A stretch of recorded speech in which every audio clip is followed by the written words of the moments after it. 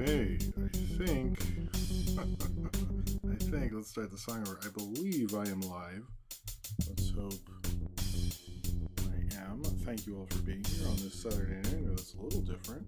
Can you hear me? I'm Fash. Zion Powers, you're right on time. Okay, sounds like I will send it out, man. I had a minor. The other lights were not behaving, and it took. Pick one of the worst Call of Duties. I don't know anything about Call of Duty, so that was really the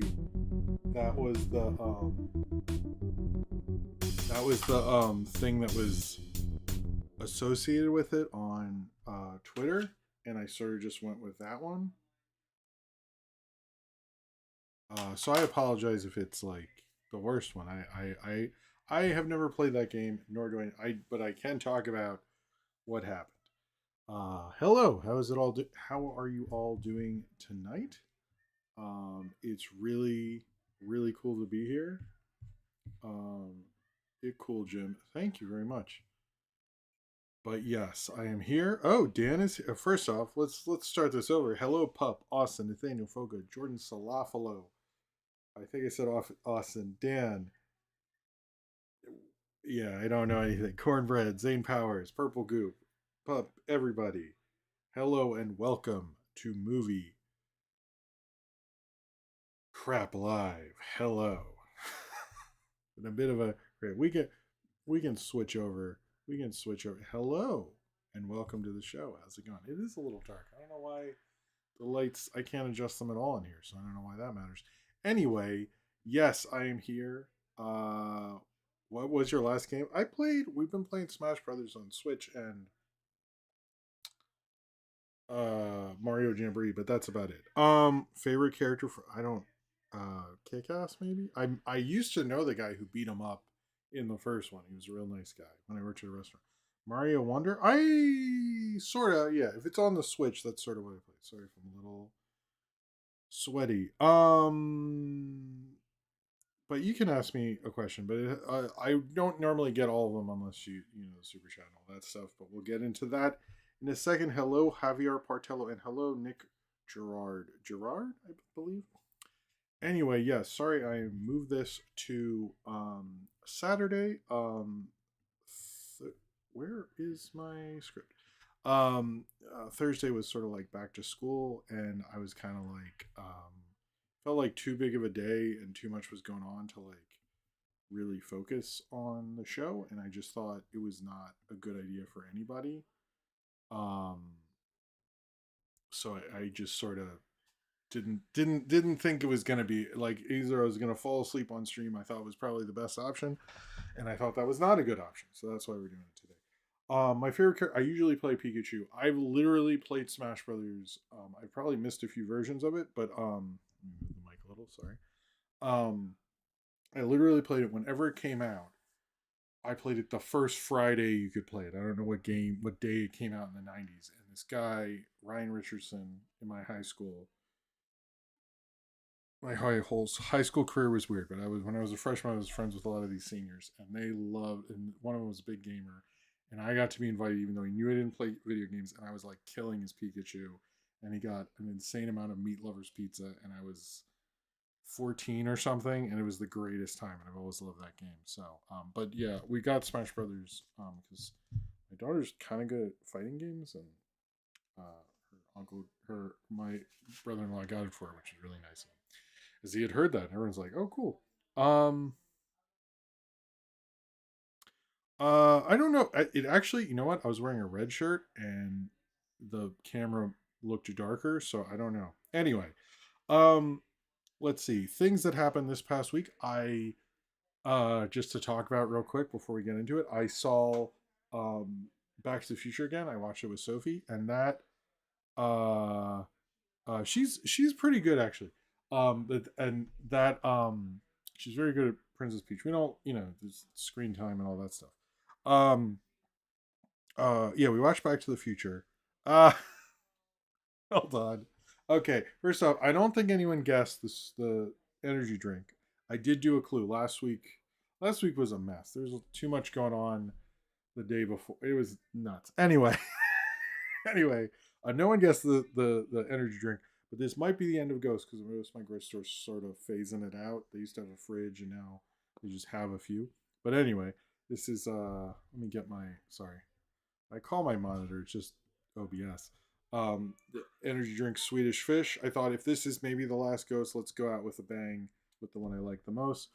But anyway, Bloxy Oxawinkle says Paul Blart and Smash when I think Paul Blart should have a similar Pikachu attack, but he brings the power of like I guess insulin because he's diabetic and stuff. I've seen it, as you know, I read it. But anyway, oh, you saw awesome, Dan. But anyway, cheers to you, Bloxy. Let's cheer.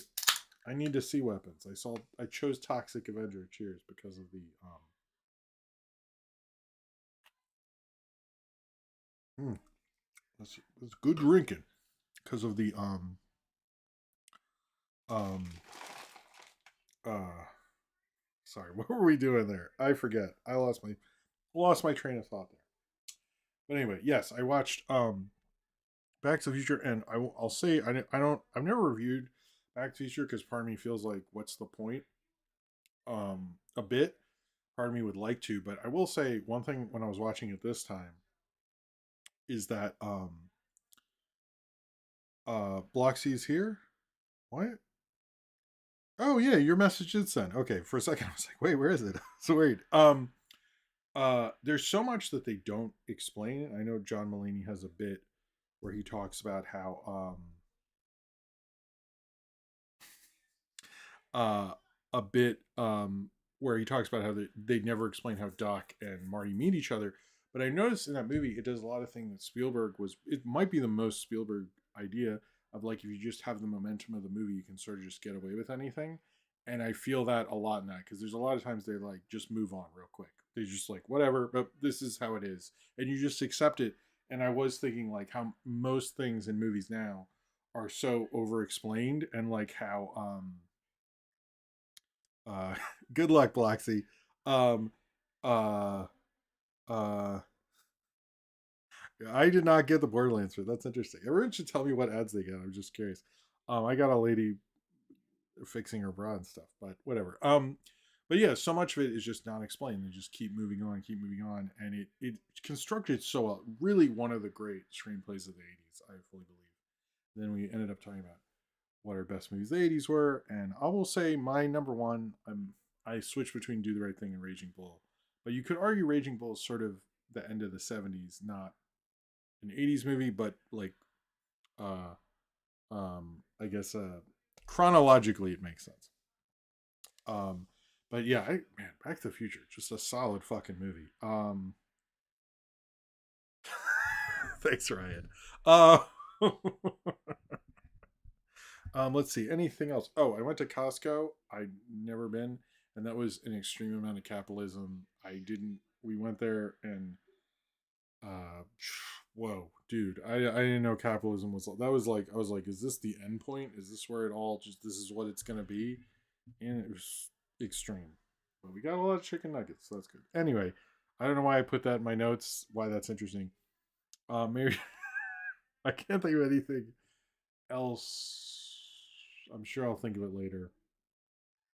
Oh, I saw Naked Gun 2. Not as good as 1, but I finally saw 2. I don't know if I'll watch 3. We'll see. I enjoy those movies, though. I did. I did not get the chicken bacon double chuck. You know what? Damn it. The problem is, uh, um,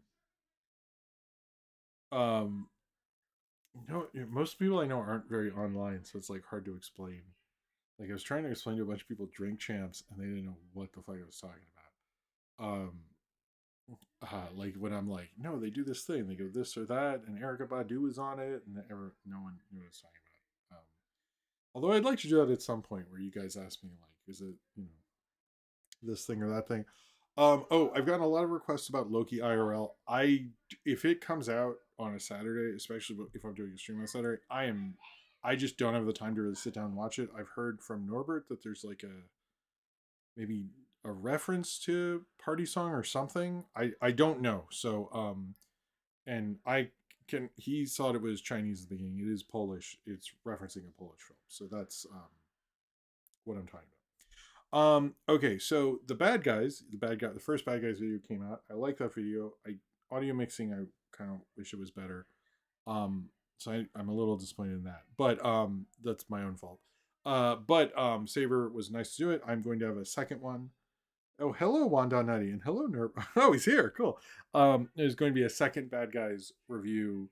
Similar thing, another guest star, all that stuff. I believe that'll be out at the soonest Tuesday, maybe later. I do have two videos that I've already actually finished, but they're not the sort of thing you want to go out early for Patreon or something.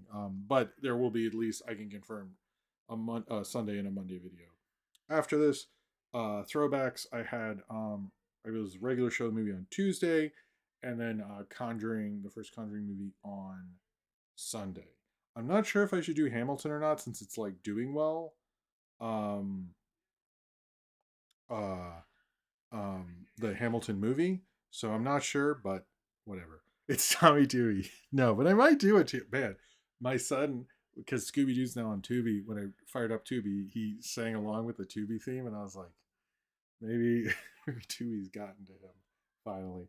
Um, and yeah, I don't think there's. Oh, the Naked Gun review came out. No, wait, it's his friend Percy Peacock is bullshit. First off, let me tell you about Percy Peacock. Guy's a fucking pussy. He bought the Felix the Cat 80s cartoon. I love that about him. But um but that guy, he picks the worst things. It's just like Law and Order and like all those Chicago Fire, whatever the fuck. What a lazy piece of shit. Not like me, Tommy Tooby, who shows up, falls asleep after lunch, and leaves, and just acquires whatever the fuck. Hello, Conan the Librarian. Nice name though. I think that's. Oh, and the Spike Lee things. I think there will be at least a third one. I have a fourth one sort of put together without all the stuff. But man, he has a. I had actually had to stop before the 2020s with him when I was going through all the projects and stuff, and I could probably research more. So there might be even more things I wanted. But the first two are cool, and people on TikTok really like it. So I think I will do a. The third one will come out. I don't know if we'll do a fourth one, but I like this. So yeah, nobody seems to like the paper too much. I think trying to do The Office again is a bit of a dumbass idea. It's not like King of the, but it's also like not King of the Hill, because you're not going to get Krasinski and Steve Carell and all those people back. It's just like, what's the point? What's the point? You know what I mean? You know what I mean? All right. Before, I want to move something in my script around because I feel like, where the fuck? Um,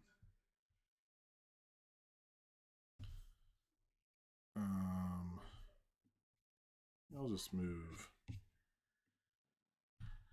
Sorry, I thought I had moved it. I just want to do that for my own. I mean, I don't really have a script. It's just like notes for each topic. Most, I don't know if streamers. I don't watch any other shit. Oh man. Um. Oh really? Awesome. There's a lot of gay panic shit in Naked Gun. I will say, there's a lot of gay panic stuff. Oh, when we were leaving my kids' school after the first day of school, there are all these kids at a different school because I live in New York and there's a million schools everywhere. And everyone was screaming about a streamer, and I don't who showed up was driving away, and I don't know who the streamer is, and no one.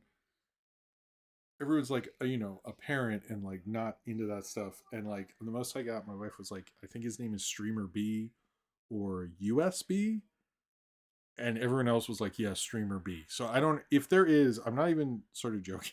Like, is there someone on Twitch named Streamer B?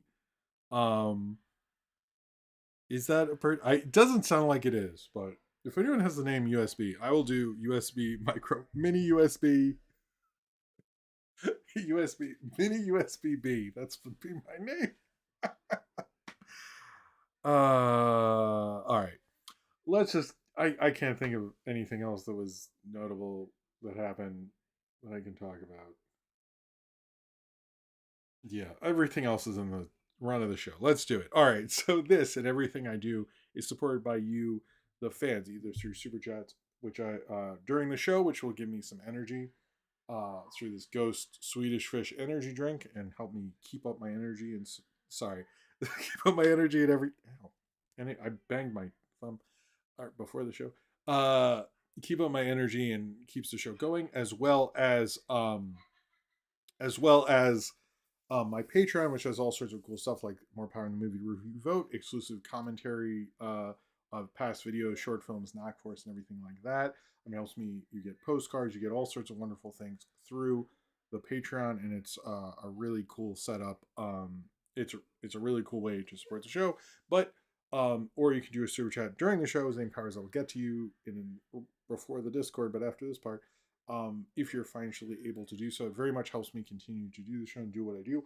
Also, if you do super chats, if we get to $20, I make the lights flashy, flashy. So every $20 multiple, so 20, 40, 60, 80, whatever, I will flash the lights for a little bit and then we'll stop until the next one and all that good stuff. If this is, of course, if you're financially able to do so. If not, I want to thank you very much for being here and watching. I 100% very much appreciate it. And just liking this video and subscribing can help the show out. But if you're, don't even have a YouTube login and watching, there are people who do that. That's why I say this every week. Thank you very much for watching. Just you watching does support the show. And I thank you for being here with us. I really, really appreciate it.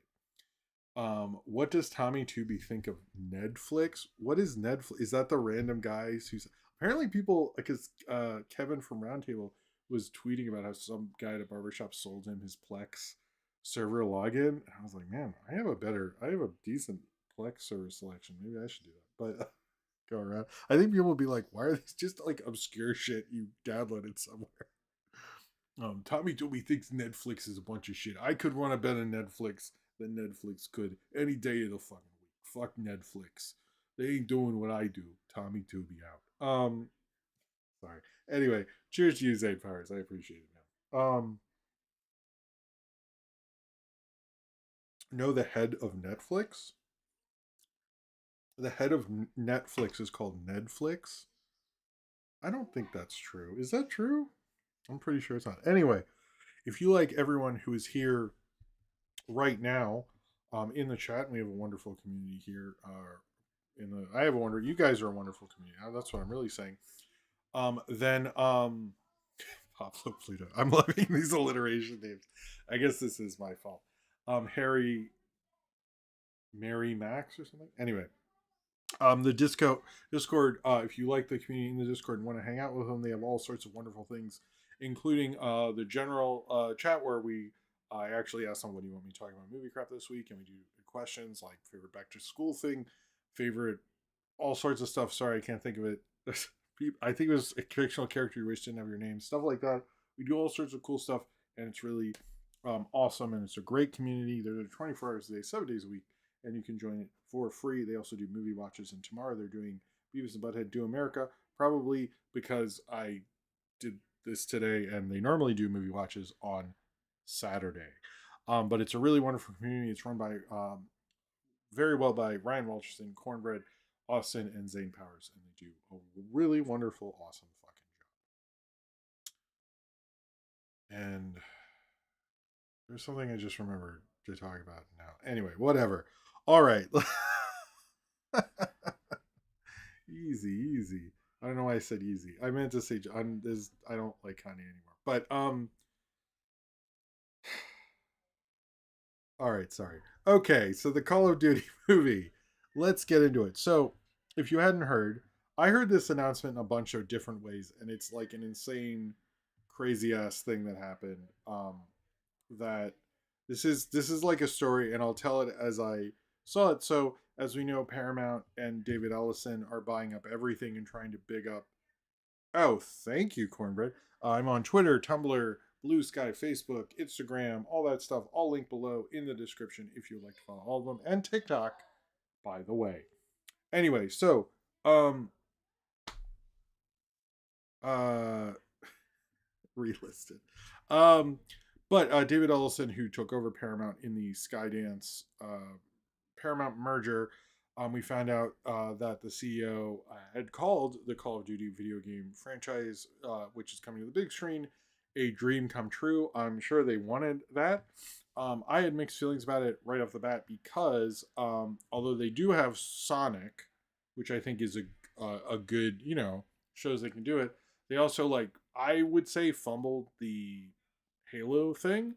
Like, I think Halo. You guys can correct me also. But Halo is still a fairly big name. It's not as big as it was in the 2000s. Like, Jesus, that thing was astronomical. But it just, you'd think a name that big, they just put it on Paramount Plus, and it really did not take off the way anyone thought it would. So I think, like, you have to bring up your ad team, and also that Sonic, does well, but is not Mario really outgrossed it a lot. And I think, although I think there's more of a uh, built-in demand for that sort of thing. But anyway, I think that you do call into question Paramount and how they're able to handle these properties based on this too. And so at first I was like, good for Paramount. I have a little trepidation because of that. And then it came out, and this is the real story on this shit. I can't believe they did this. So apparently when Call of Duty was talking about making a movie, and we're talking about video game movies, and this is probably about how what is becoming of video game movies and the oncoming future of it, is Spielberg pitched a Call of Duty movie to them. Uh uh and so they he pitched them, and he wanted obviously full creative control because he's Steven Spielberg. I'm sure part of the gross as well, because he's also Steven. He usually doesn't take an upfront fee actually, which is kind of interesting. But basically, yeah, they turned down Spielberg, and then they just went to Paramount, which I'm like, what? Who turns down the guy who has, like, launched so many franchises? His older movie Jaws made about $8-10 million in its 50th re-release, and it was re-released a few years ago in 3D. It's just astronomically ridiculous that you turn down Spielberg. Um, I do understand it from financial, because I'm sure he did ask for a lot of money, which I haven't seen a lot of reports on that one. But he did ask for creative control, but he's also Steven Spielberg. And Call of Duty, when I looked into it, 100% looked like something that they kind of, a lot of people were saying, like, well, they ripped him off for so long with Saving Private Ryan. Why wouldn't it make sense for him to do it? But I do understand, like, maybe the take was bad. Ready Player One wasn't a good movie. But what I think this is more of indicative of is, and what I've noticed from the video game, when video game, I guess, developers or studios or whatever take over, are making movies, they want a lot of control. And I think that has made, look at the War of Warcraft movie. I don't think anyone really fucking likes that. And I think Activision didn't want to give up that control.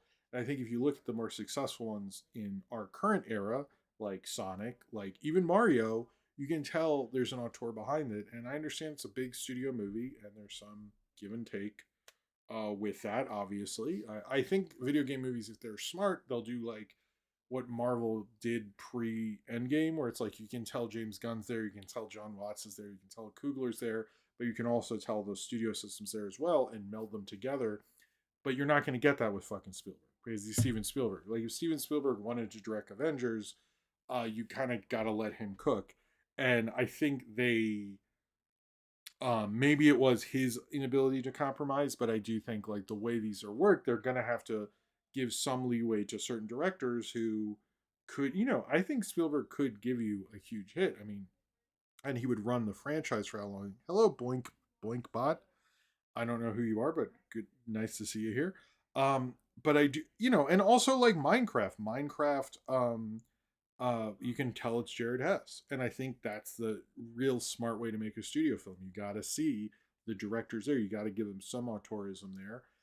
You can't just go full developer, or like you look at the Ratchet and Clank movie, you look at Minecraft, you look at I would even say, I don't know, Five Nights at Freddy's as well, but you got to give it a balance. And I think you're not going to see major directors attached to these things, and that's going to hurt you in the long run. Although studio filmmaking works in a weird way, where, like, you look at what's it called? What happened with Jurassic World Rebirth, and they just went for Gareth.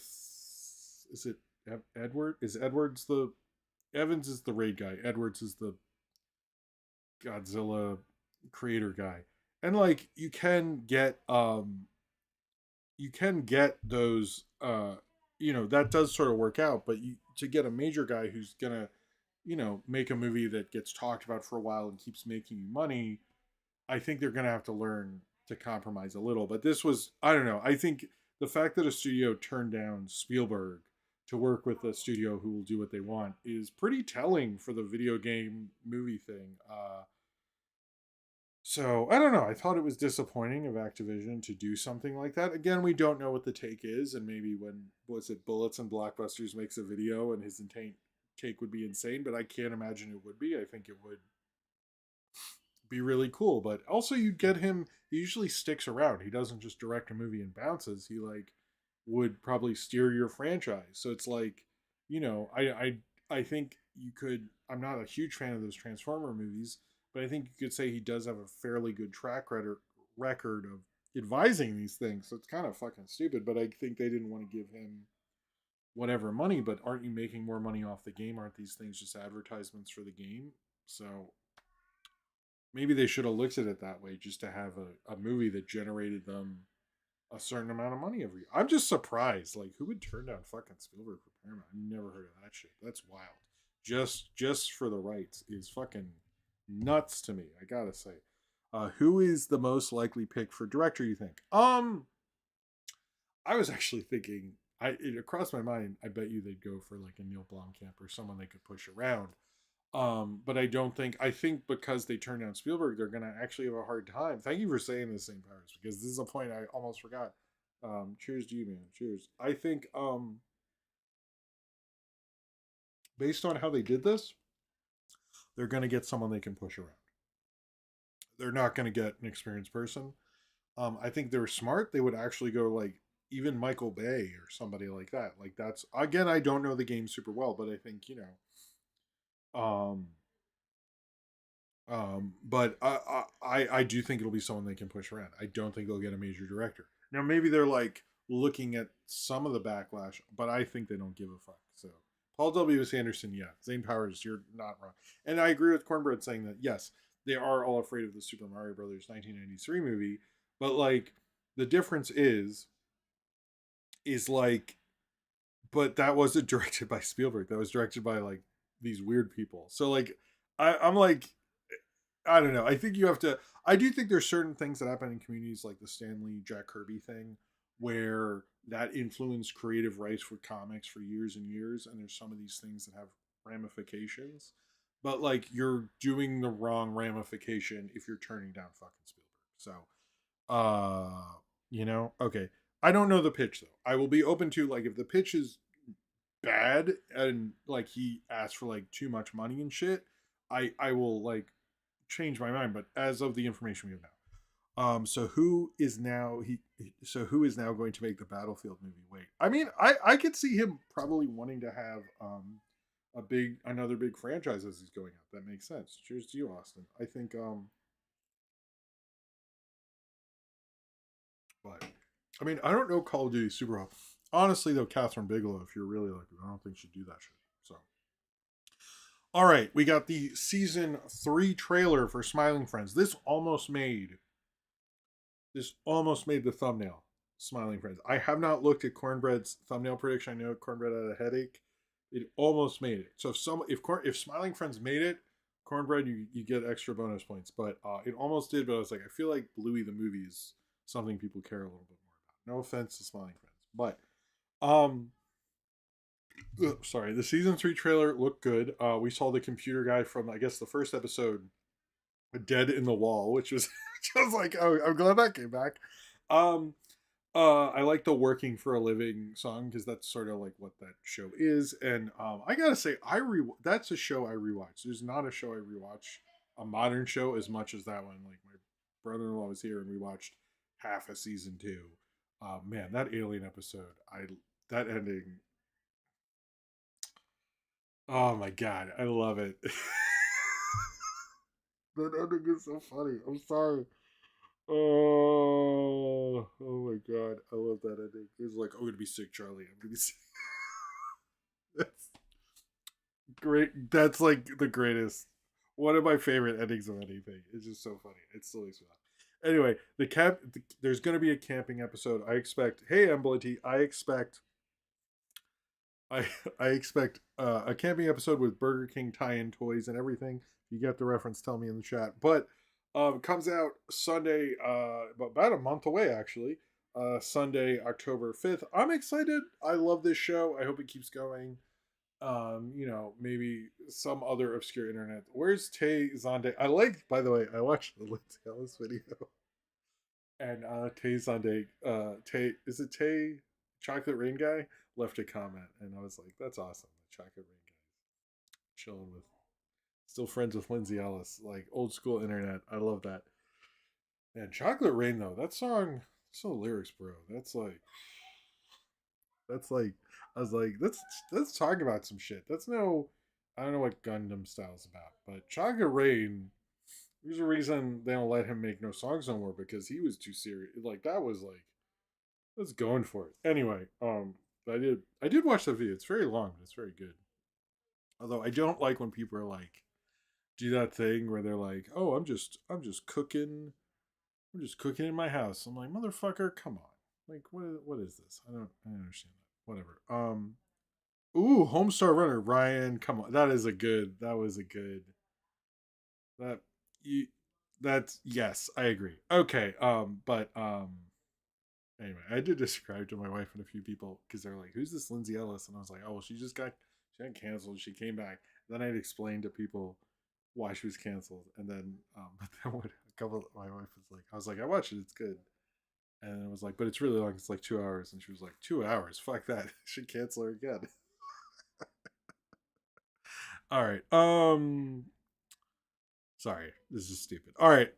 So let's talk about. Ooh, I think they should have James Ralph show up for real. He deserves a little more credit. I notice we don't hear as much about him as much anymore. Anyway, so we learned the name of the next movie in the Superman saga or whatever we're calling, called Man of Tomorrow.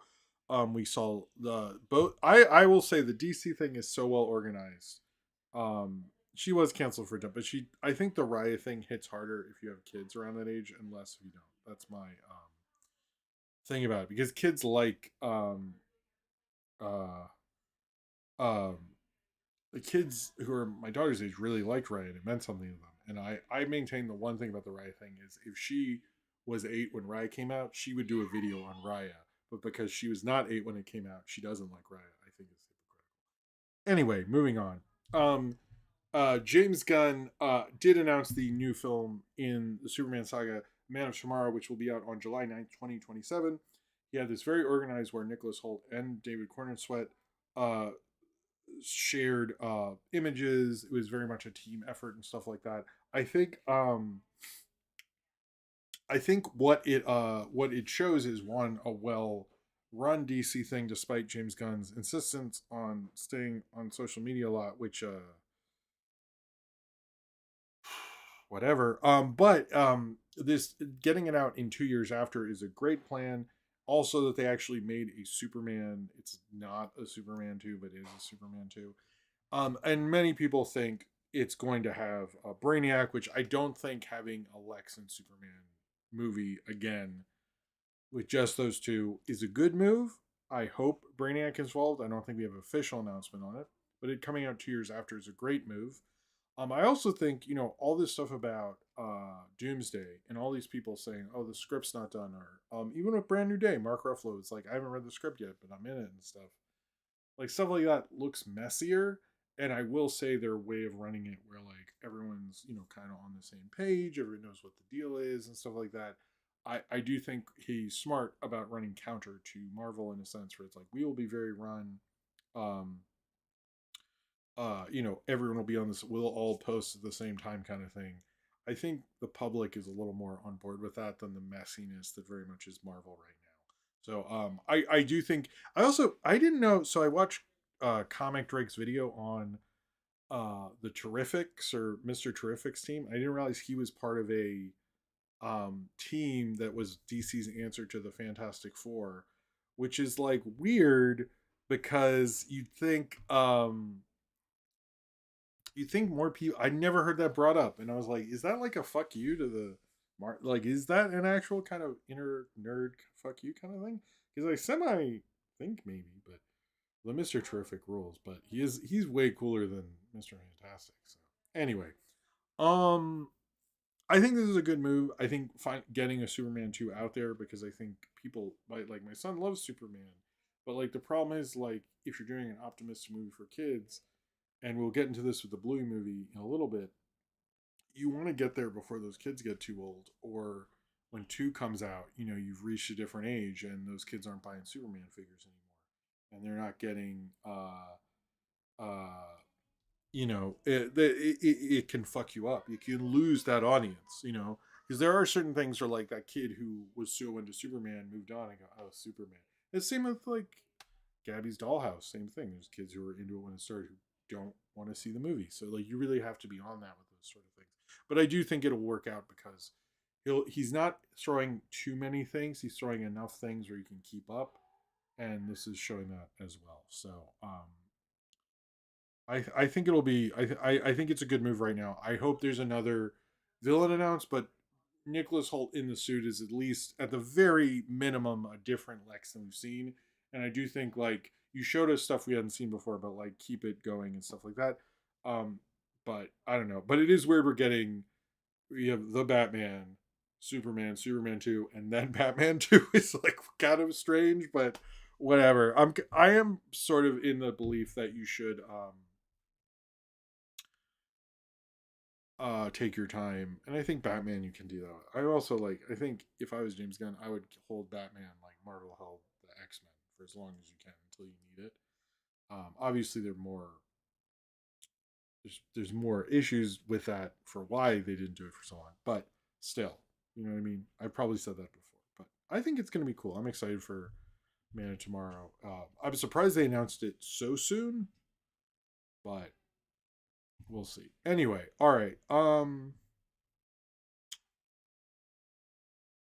Kids who saw the Batman will be adults when Batman. I mean, yeah, kind of. All right, let's get into the Disney. I started Disney animated movie slate, and I will say, the way they announced everything, they sort of announced stuff like. What I don't get is they go. I grew up with Joker, so old enough for Joker too. Jesus. What do you mean you don't get? What did I say every week? I just don't think because everyone's always like, when's the Batman thing?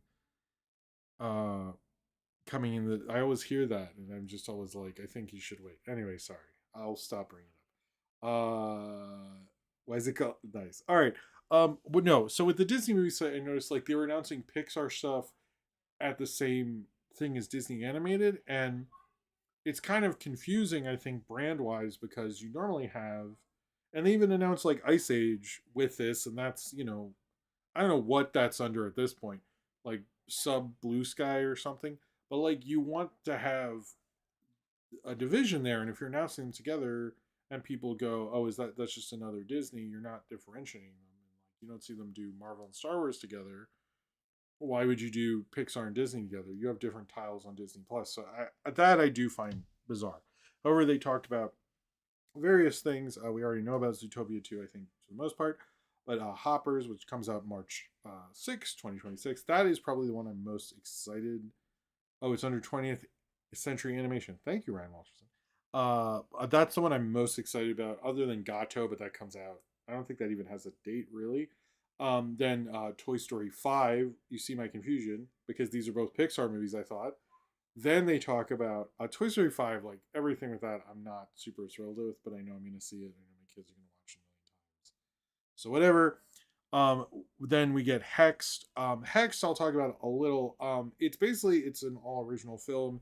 I keep seeing people say it's the first Disney animated film directed by a woman, but like, didn't Frozen already do that? So I'm confused by that. But it is directed by one of the directors of Moana 2, which that doesn't really give me a lot of confidence. But they talk about how it's about a teenage oddball and his mom who discover his weirdness is actually hidden magic and transform into a world where magic can run free. How is this not Owl House? I don't. We don't know much about that beyond that. I hope they really ramp up the advertising campaign and understand like this is an original thing, and they're like it was their first original since Wish. I would like them to have an original that hits. In terms of that whole company, can they even do it anymore? It doesn't feel like they can. But Hext, it looks like we'll see. We'll see the deal with this, but I'm not. I don't know. I'm not super excited from the concept of it so far. But doesn't it seem like a little bit Owl Housey? It seems Owl Housey. I don't know. It just doesn't seem that unique right now. But we're not getting too much from it so far. Ice Age Boiling Point is coming out February 5th, 2027. I've never seen an Ice Age, so when this comes out, I'll try to at least see the first one. I can finally experience it.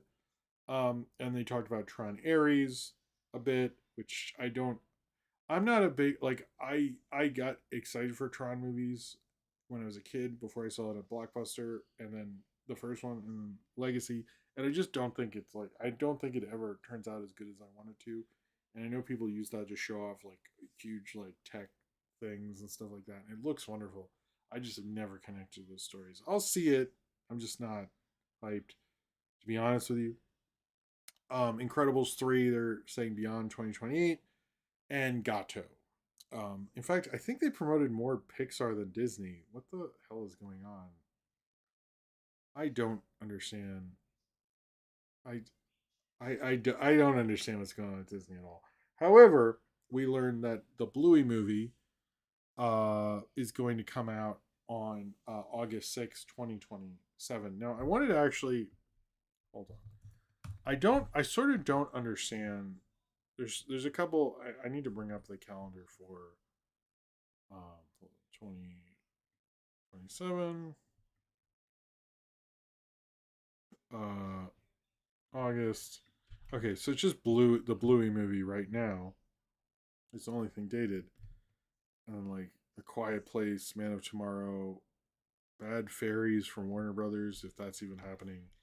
I don't think that that's a great release date. I mean, look at what happened to the bad guys too. I'm a little confused. I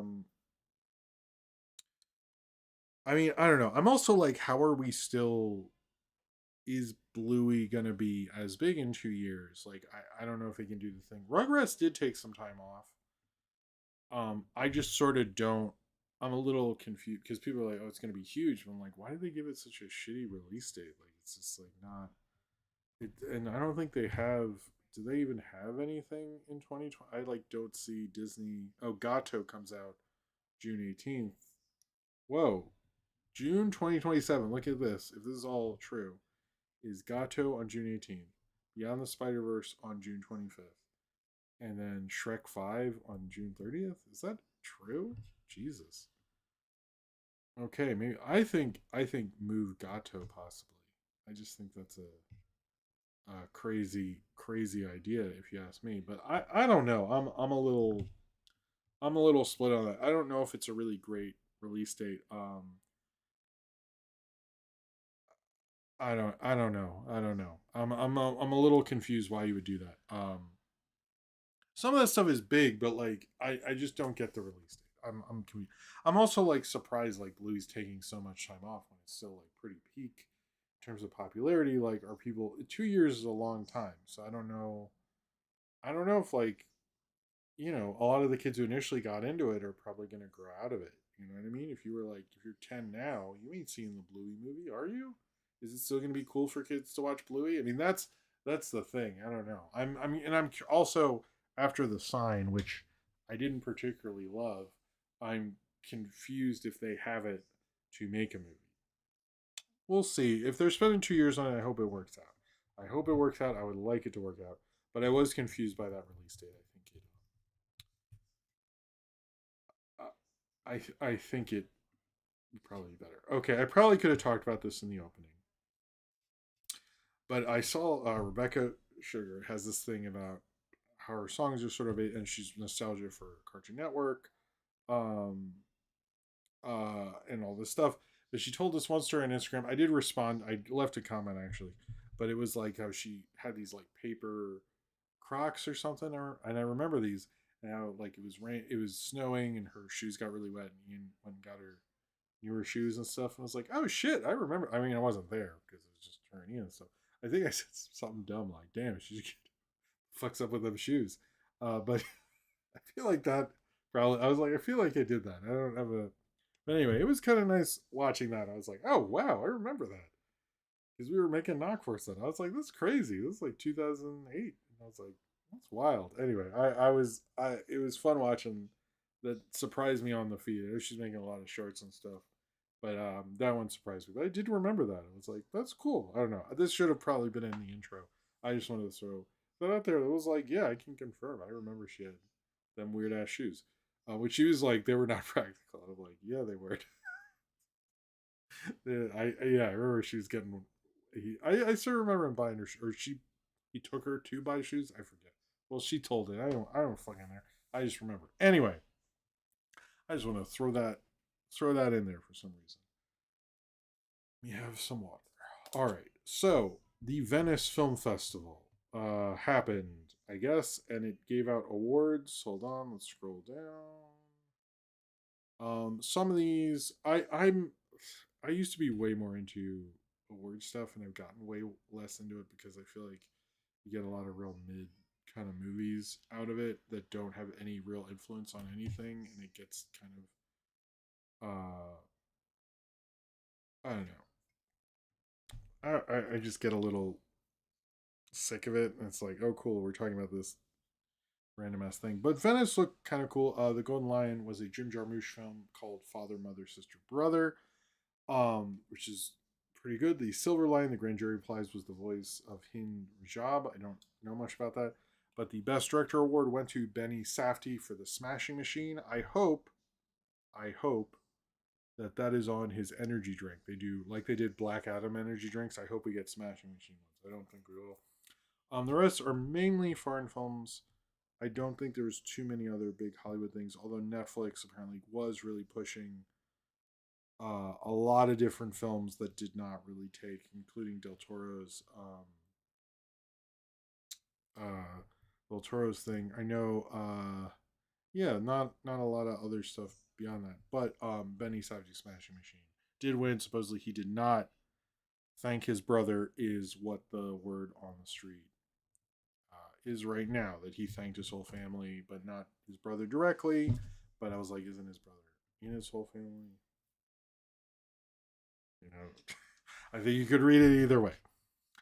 I'm going to talk about the current box office because I don't have a weekend, and last weekend was maybe not as interesting. But as of Friday, and some of these are actually interesting. It looks like the Conjuring is going to make Conjuring Last is going to make like $70 million.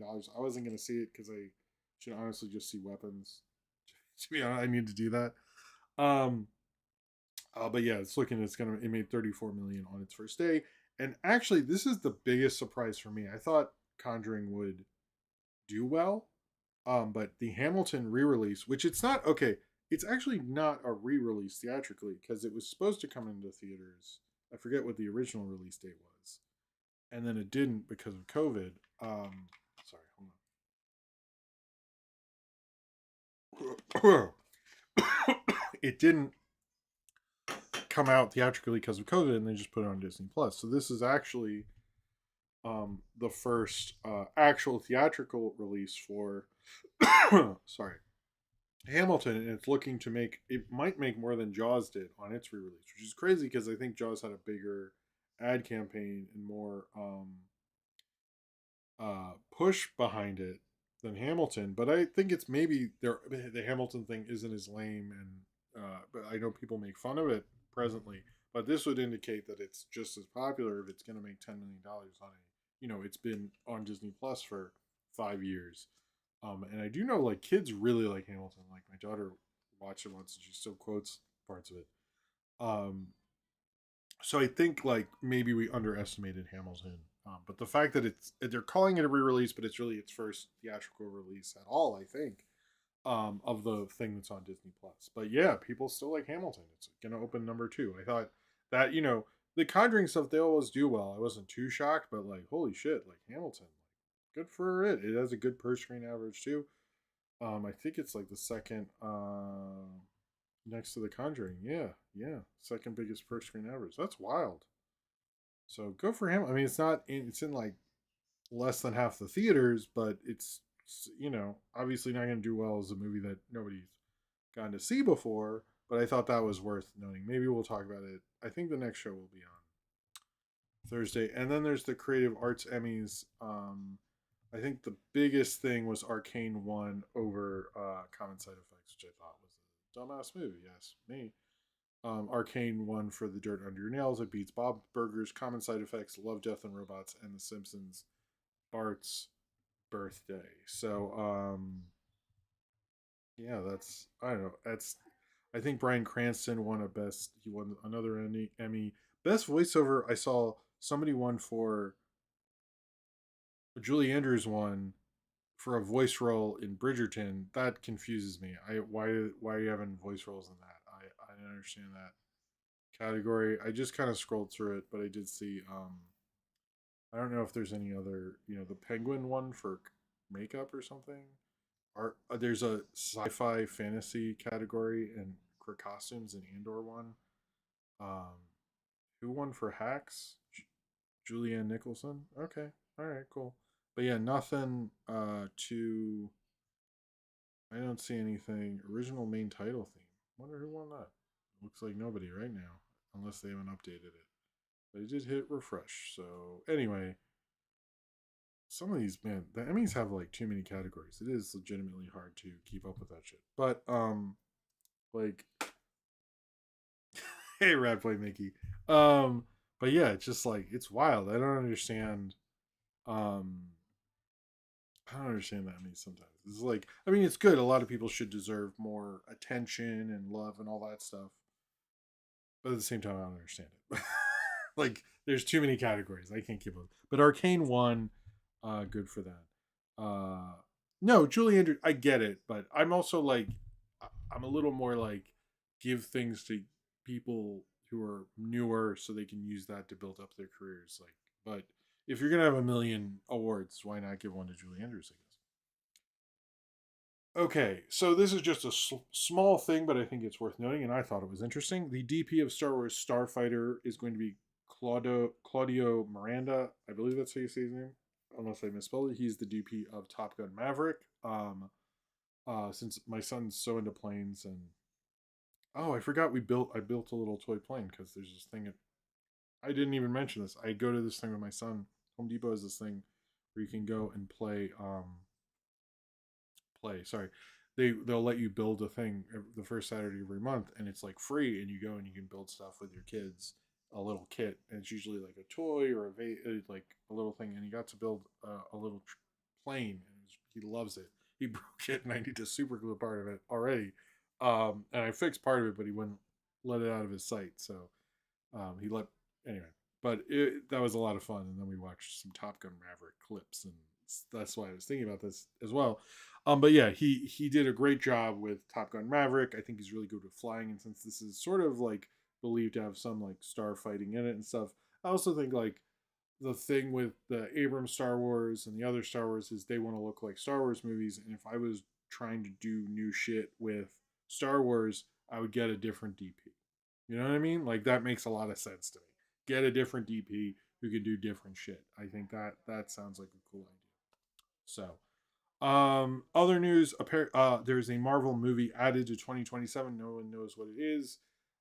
Since 2027 is having Secret Wars, I'd assume X Men is 2028. So 2027, everyone's not sure. Some people are saying Doctor Strange 3. Some people are saying Blade. A lot of big industry people are saying possibly they will actually announce Blade before.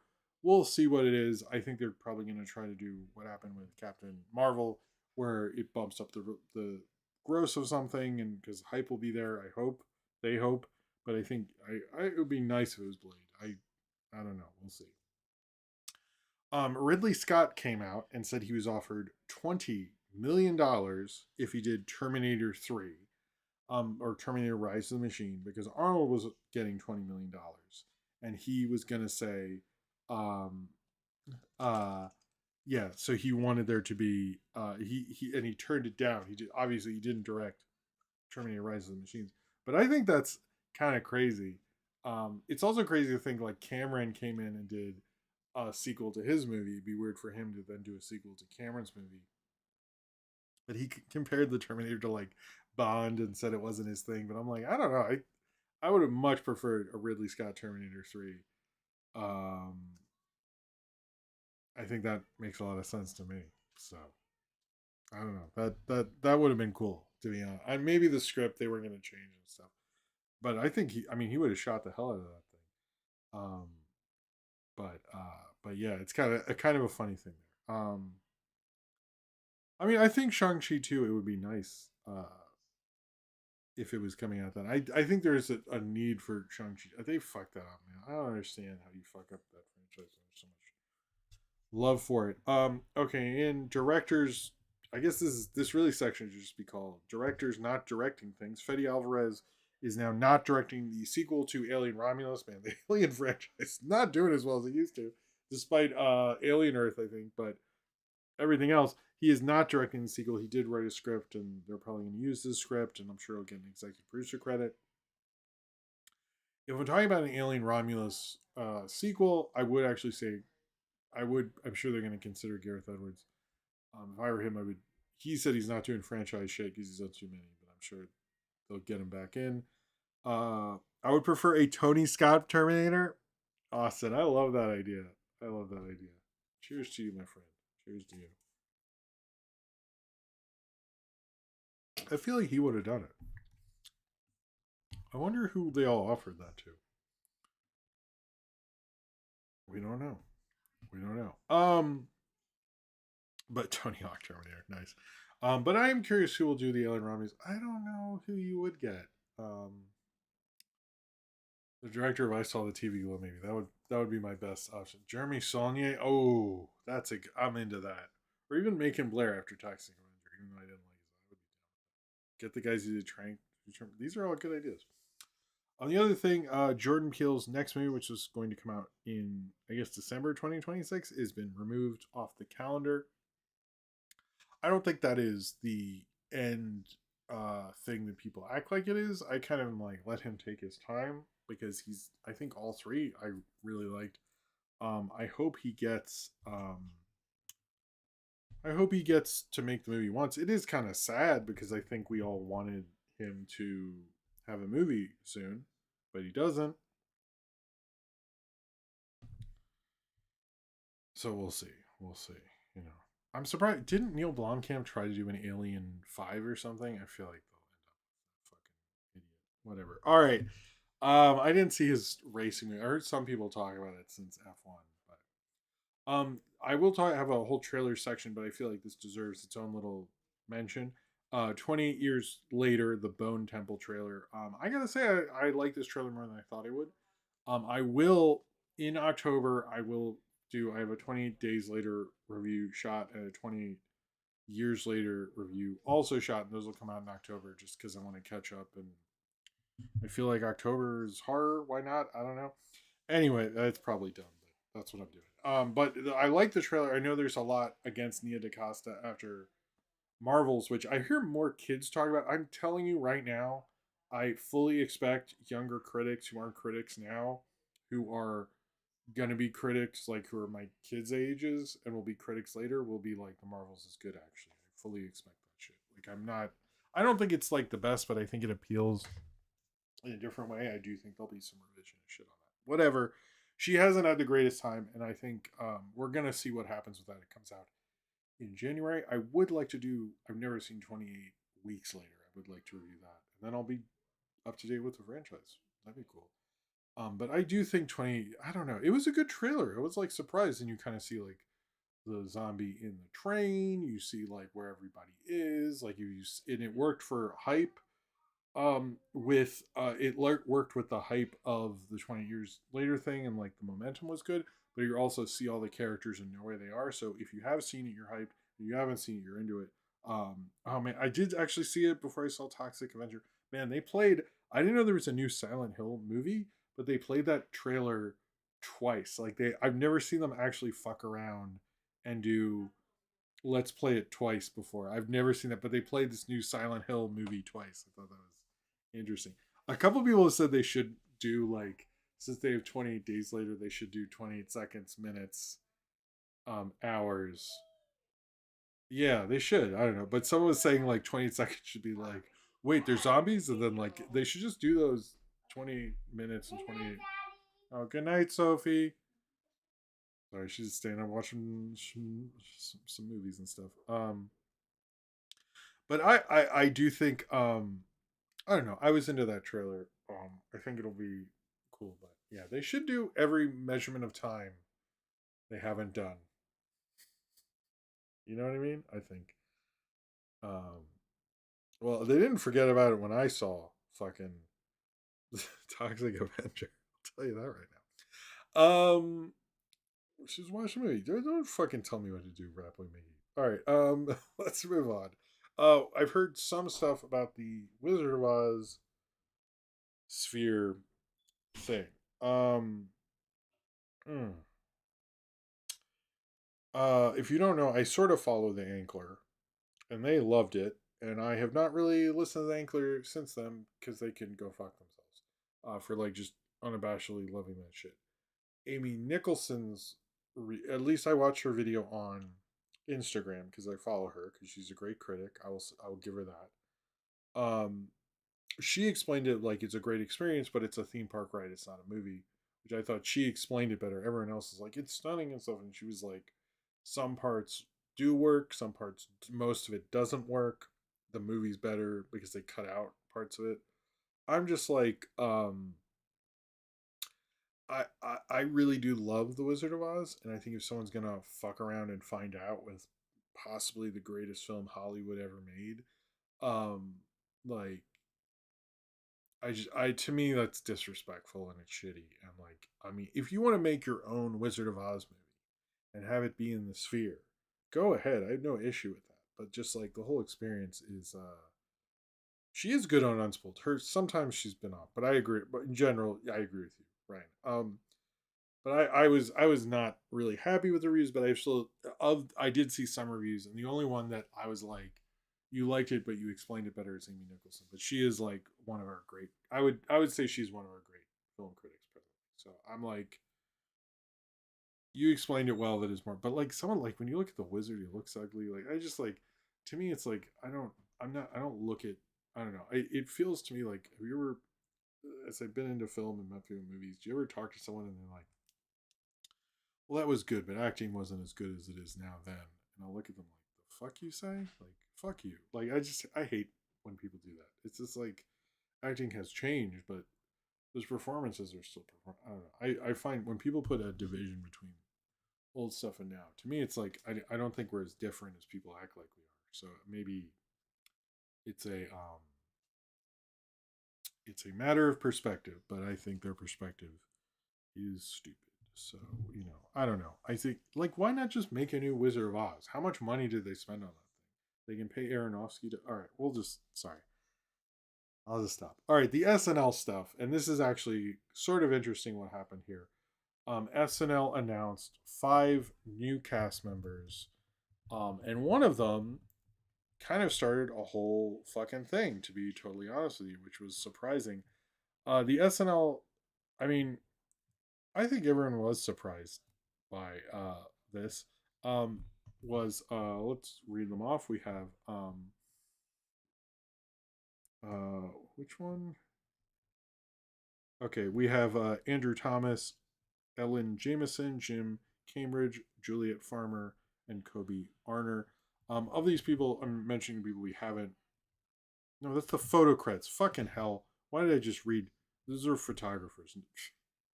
I was like, why do these names sound? Let's start over. The people who were brought up were Veronica Slowska, Jeremy Colhane, Kame Patterson, and Tommy Brennan. As well, obviously, and they let go of Hardy Gardner. Michael Longfellow, who apparently was actually auditioning, did film his own weekend update take, and I guess that didn't work out. Devin Walker and Emil Wakim. Um, we got these new people. It brings up I think they cast like 19 people, which Jesus. Um, Photography is the future, baby. Thank you, Cordred. These all seem good. I know Veronica was on What We Do in the Shadows. She has a TikTok following. I know Jeremy Colhane was on what's the thing? I know people know him, and I know Cam Patterson, I believe, was on Kill Tony, which isn't the greatest thing there. The bigger thing here um, was that Ben Marshall from Please Don't Destroy was involved, and I think at first when you read that, you're like, "Oh shit, that's kind of crazy that he's now in the cast." And I know he does more acting than the other guys in Please Don't Destroy, and he's also the only one who's not an Epo baby. But he does commercials. I've seen it. He actually in Penn Station, New York, they have like little video things, and he's in that. And it was always weird. I'm like, you're on like SNL. Why are you? Why do you need to do this? But his parents aren't nepo babies. He ain't got that nepo baby money, you know. But anyway, he joined the cast, and then soon after we found out Please Don't Destroy is over, which was surprising to me because there was so much hype around those guys. Because the one guy left, the other guy's staying as a writer. But I was surprised by that. I kind of like them. They're not Lonely Island, but you know they're cool and they're a comedy team. They're making the videos there. But it's wild that like I've never heard of a group breaking up in that way. You seem to think you had opportunities and there being an announcement soon. Maybe you got cast in something big, but like to me, it's like kind of surprising. I didn't know they would ever break up. The one video they did, it wasn't on SNL on their Instagram, where it was like they watched one of them. There was a documentary on one of them on Netflix, and they watched it, and it was like his mom talking with his doctor, and it was like really funny, but uh, I don't know. I'm kind of sad by that. I'm kind of curious about what's going to happen with Ben Marshall. But it was a weird. That was another one like the Call of Duty thing where it was like you first hear the announcement, you're like, "Whoa, what's going on there?" And then it slowly more information comes out, and you're like, "Oh shit!" So I'm curious what SNL is going to be. Kyle and Joe? Why is Colin Jost still? Why is Scarlett Johansson? I don't know why Colin Jost and Michael Che get to be there for so long. I'm a little surprised by. I mean, they're very good. I think they are kind of. It's not as funny as it used to be, and I am surprised that they didn't switch up the weekend update. I actually learned something. Or first off, cheers to you, Austin. Thank you very much. I learned something about the Norm Macdonald thing recently. Around when he was fired from Weekend Update, and I had always believed it was the OJ thing, and apparently it wasn't the OJ thing that got him fired. He said the OJ thing, and he started the OJ thing because Norm Macdonald is very good at misdirection. Apparently, it was because the ratings would drop as soon as his Weekend Update came on, and that's why that guy wanted to get rid of him. And that's like what he kept maintaining. And Lauren Michaels was like, "Don't do this. It'll create a whole thing. Just let me do it at the end of the season. It'll create too much controversy and it'll get talked about. But if you let me do it at the end of the season, no, it won't be a big deal." And he refused and did it anyway. And then Norm Macdonald went on Letterman and said the OJ thing. I find that really interesting. Like this whole time, I thought it was, but apparently it was literally like a ratings thing, and this guy being overzealous, fucking idiot. I was like, why would you not wait till the end of the season? But yeah, apparently the OJ thing was not the factor; it was the ratings, so, which is crazy. Like Norm Macdonald was hilarious, but I think they should have just waited. What an idiot. Anyway, all right, sorry. I just found that out. I've been meaning to mention it. Yeah. Okay, I'll just do a plug if we're halfway through the show. If anyone wants to do super chat, let me know. We have not reached the flashy lights yet. All right. Three video game newses, which we will talk about in a little bit, or we will talk about now. What am I fucking saying? The Tomb Raider show, which almost everyone said was fucking dead. Oh yeah, no, I like the Nepo baby thing. Awesome, I'm with you on that. Almost everyone was like, "Is this still happening?" Because there was like an announcement so long ago. I thought like 2 weeks ago. I thought, man, that's weird that like just fall apart and Phoebe Waller Bridge. Like, I'm sure Amazon's like they pay her, they give re up her deal all the time, and like supposedly pay her a lot of money to not do a lot of stuff. So I was surprised they weren't like make this Tomb Raider thing. But apparently they are, and Sophie Turner is going to be Lara Croft, and Phoebe Waller-Bridge is going to work on it, and this is really happening. I don't know what suddenly made it actually happen, but like that's sort of interesting. I didn't expect the Tomb Raider show to suddenly be a thing. So almost every, I'm curious like what the story is with that, but supposedly the Tomb Raider show is happening on Prime. I think it's because they are the two studios that are really bullish right now is Paramount and MGM with Amazon. But I think because reporters did say like they had heard it was dead. So I think like most people assume, and usually there's like news soon after, and then the news just like randomly popped up. So I think that might have been part of it. But I don't know. We'll see. I think the Lara Croft thing, like I played Tomb Raider like once, but I think you could do a similar Indiana Jones thing. And I've never seen that last Indiana Jones. Was it good? Like, but I keep watching Naked Gun movies. I don't want to fucking watch. I didn't like Indiana Jones 4. I don't like it's just like anytime I look at it, I'm like, what if I don't? What if I don't? I don't know. And I've had plenty of times I'll just look at it and go, and then I'll watch something that is the same length. And in my head, I'm like, it's because it's too long. I'm like, no, it's because. Did anyone see that? Anyway. Uh. Okay. Yes, Norbert, you're with me on this. Yes, I had heard that, but I don't know. Maybe it's good. I mean, James Mangold's pretty good most of the time. Um. So Mortal Kombat 2 moved in a similar situation to the Cat in the Hat thing. We talked about that last week. That the studio went, we need a better release date for this. This is sort of not a better release date, but I think what this is because Final Destination Bloodlines massively overperformed. Also interesting that there's still only some news on a Final Destinations, another one. What is the deal with the Final Destination franchise? It's like the slowest moving horror franchise. I find that so fascinating that like every horror franchise is like, no, a movie every year. Let's go. Let's push them out. And like Final Destination, it's like the time span between sequels is fascinating. I'm surprised that they're allowed to do that. I'm curious why that is. I mean, you got to figure out those the whole the schematics of all that shit. So maybe that's it. I don't know. Anyway, yes, Mortal Kombat 2 was supposed to come out on October 24th. It has moved this year. Is moved to May 15th, 2026. Almost everyone believes because of Final Destination Bloodlines because they're both New Line movies and New Line's like we should actually put something out in May. I agree with them. Um, in some cases they're right. I'm looking at May 2026 now before I pass judgment. May 2026 opens with Devil Wears Prada 2. Something called Animal Friends. Of that, sometimes they don't update these things. This man, Box Office Mojo. On May 20, they have on May 22nd, 2026, untitled Taika Waititi Star Wars film. Apparently, is opening the same day as Mandalorian and Grogu. I feel like that's not correct anymore, but I appreciate that they didn't change it. I sort of think it's sort of a I would move up actually Mortal Kombat 2 because I don't think the same people seeing Mortal Kombat 2 are seeing Devil Wears Prada 2. But maybe I'm wrong about that. But I do think it's going to get hit by Mandalorian and Grogu the following month, but maybe or following week, but maybe they think, and then Scary Movie. But then there's like a huge gap in June. What is going on, man? Man, they do not.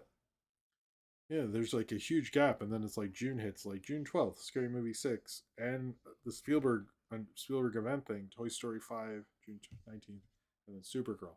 So I don't know, we'll see, but no, the Taika Waititi they just didn't update it. But no, I agree with you about the Final Destination thing. I do think what will help in May is I think in May people are excited for summer stuff and they're looking for something. But I also think like how much did Final Destination Bloodlines, horror is a bigger thing. And I do think there's some potential with this franchise, but I also think like messing up an ad campaign 2 months before. I don't know. I have very mixed feelings on this shit. I sort of think it is the Cat in the Hat thing is a smarter move. This is like, yeah, we'll see, guys. I'm a little like, I mean, I sort of get it. I would have moved it up earlier, um, But you also are competing with the Michael Jackson thing. Well, been out a few weeks before. You're competing with Mario, if that's still coming out in April. It's just like kind of a weird situation. I'm not exactly sure what their ultimate plan is with this one. But we'll see. We'll see. In other news, the Street Fighter movie um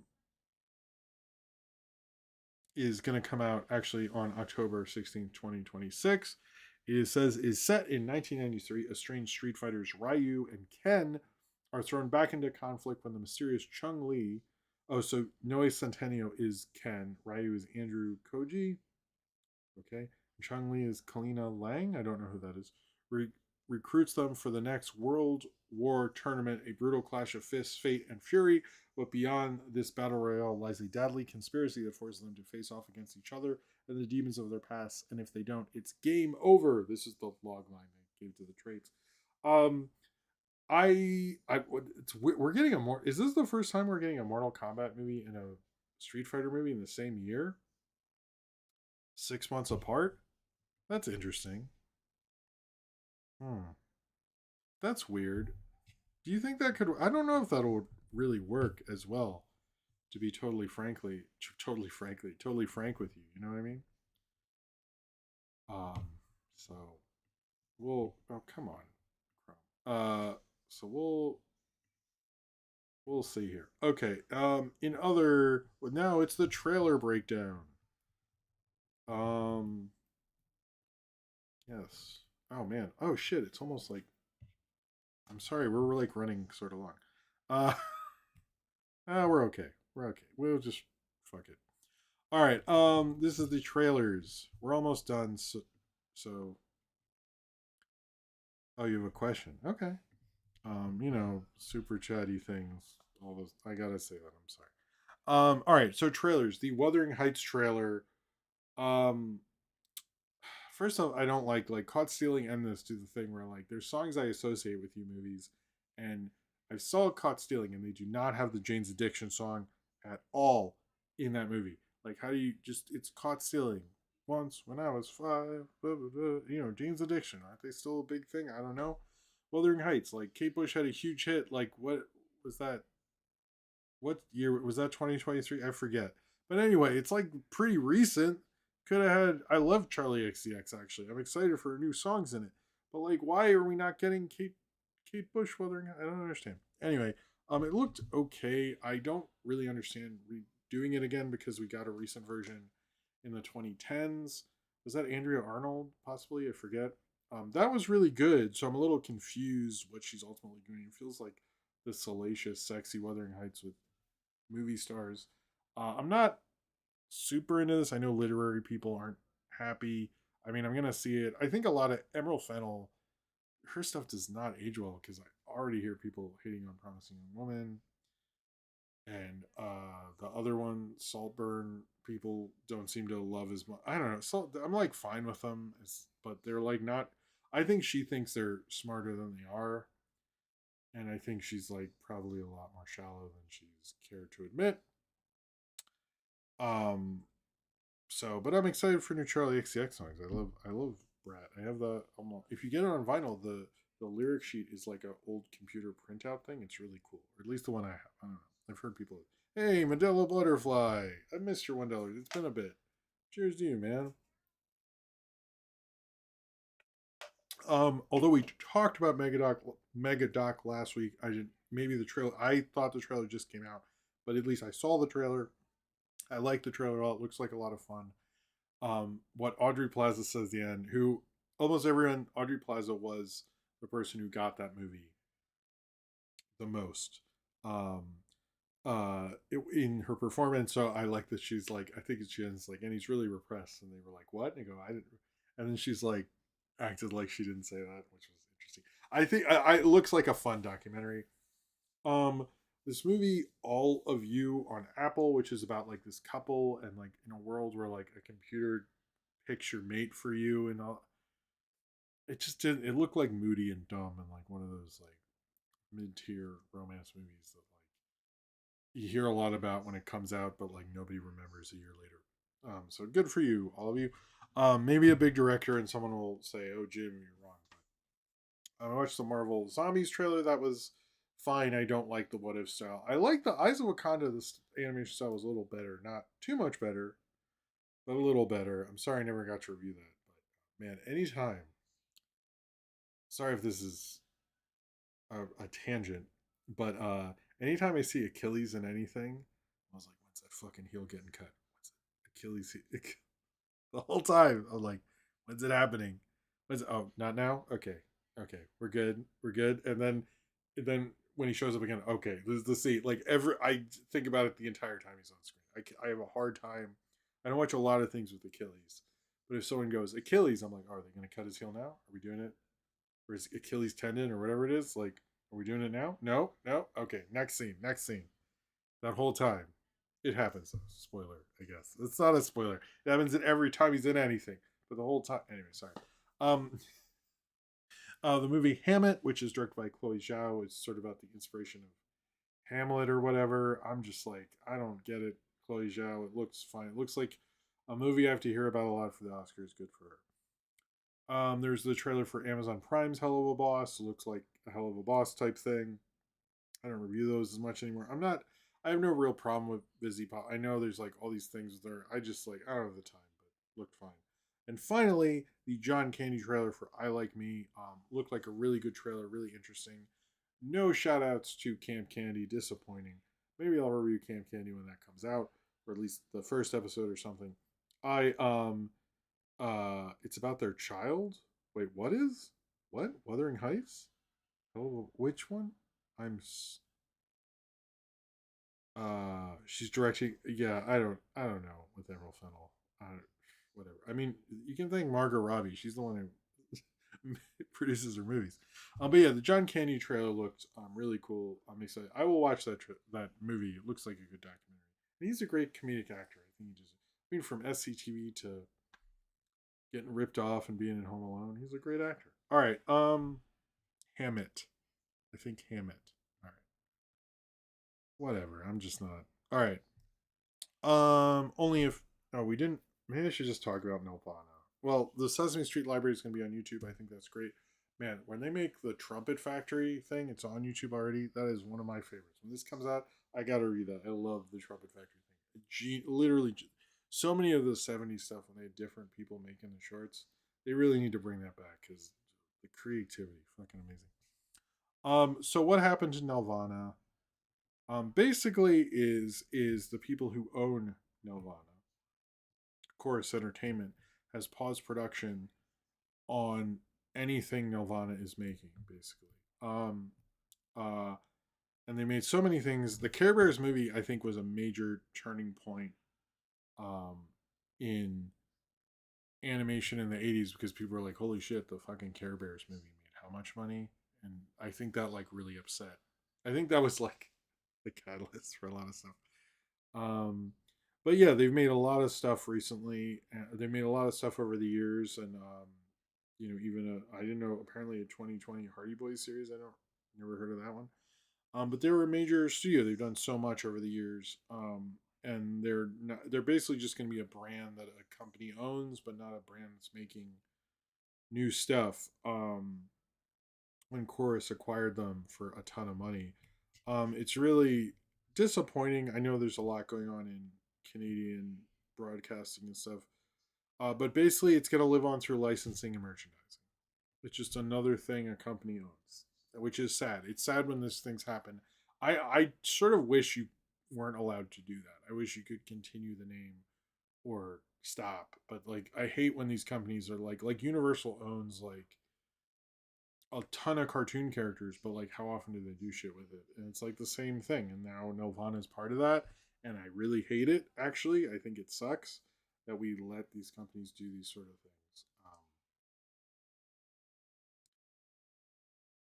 It's just disappointing.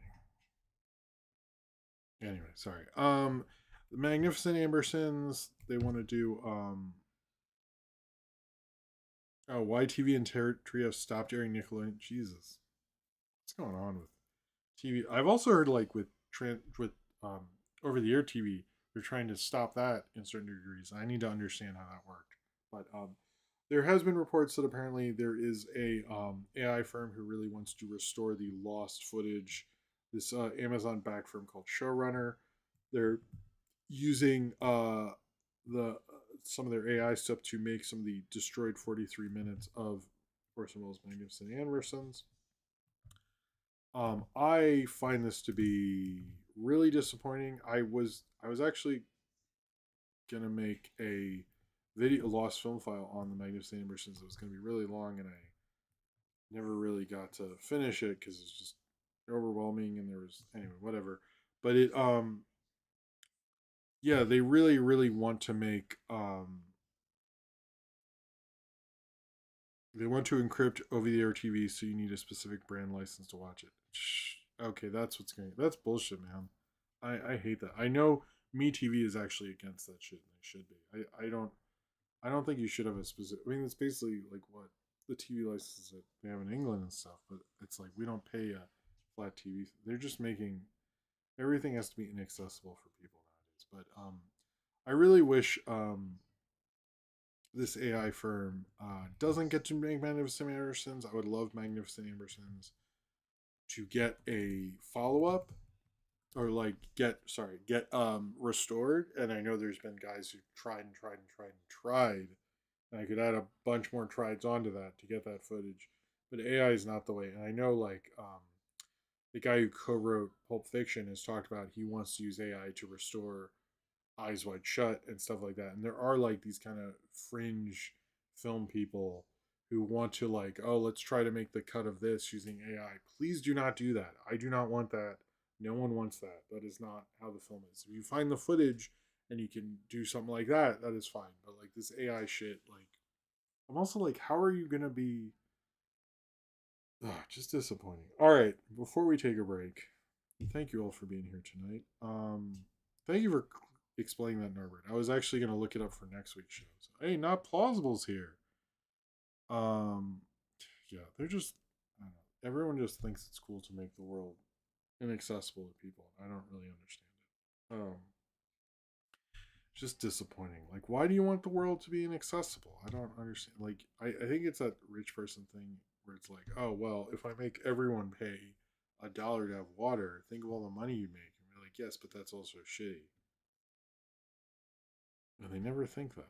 Whatever. All right. So two RIPS. One to Scott Spiegel, who was the co-writer of Evil Dead 2 and a longtime friend of Sam Raimi's. He tried to steal pizza from Spider-Man in Spider-Man 2. This is probably how most of you know him. No offense to anybody, but that's how I knew him. And he died this past week.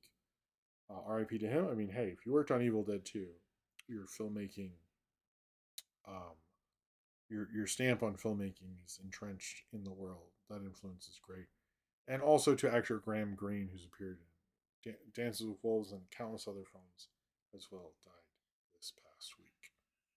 R.I.P. Balcony Pizza guy from Spider-Man. I mean, that is what he. Sam Raimi was so good at having those like little moments. Not John Watts, not fucking Mark. How did Mark Webb for real though, how did someone named Mark Webb make two not good Spider-Man movies? You'd think your name's fucking Mark Webb. Like, how did you? Like, your name's Mark Webb. I don't understand. And they didn't name one called Web of Spider-Man. Did someone make a video? Anyway, sorry, I'll stop. Someone should make a video about him called Web of Spider-Man. That's a Spider-Man. All right, sorry. I'm gonna take a break, and then we'll talk about Mike Judge's two short films, and then questions, and then that'll be it for tonight. I want to thank you all for being here. I really appreciate it. And I'll be right. I'll be right. Sorry, I'll be right back after this.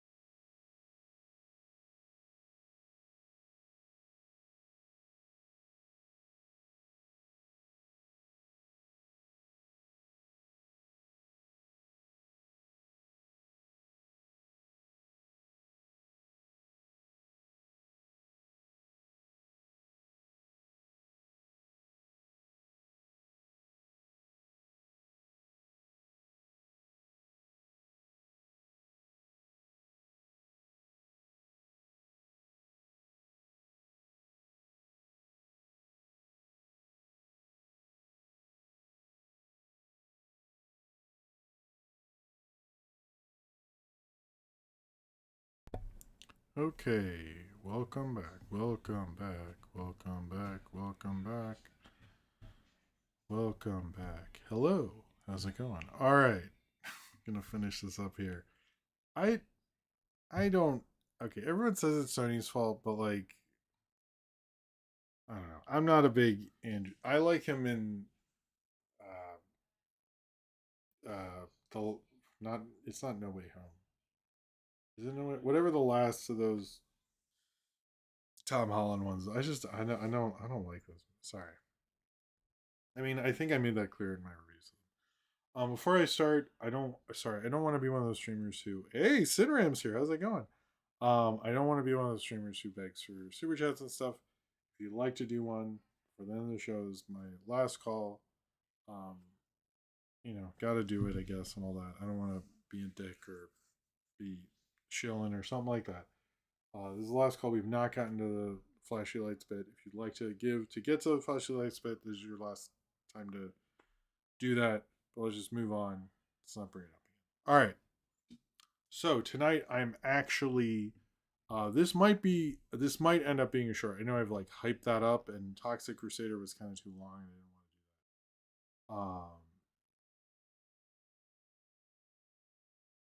that. Who's Frankenstein casting? Andrew Garfield's not Frankenstein. Was he in Frankenstein?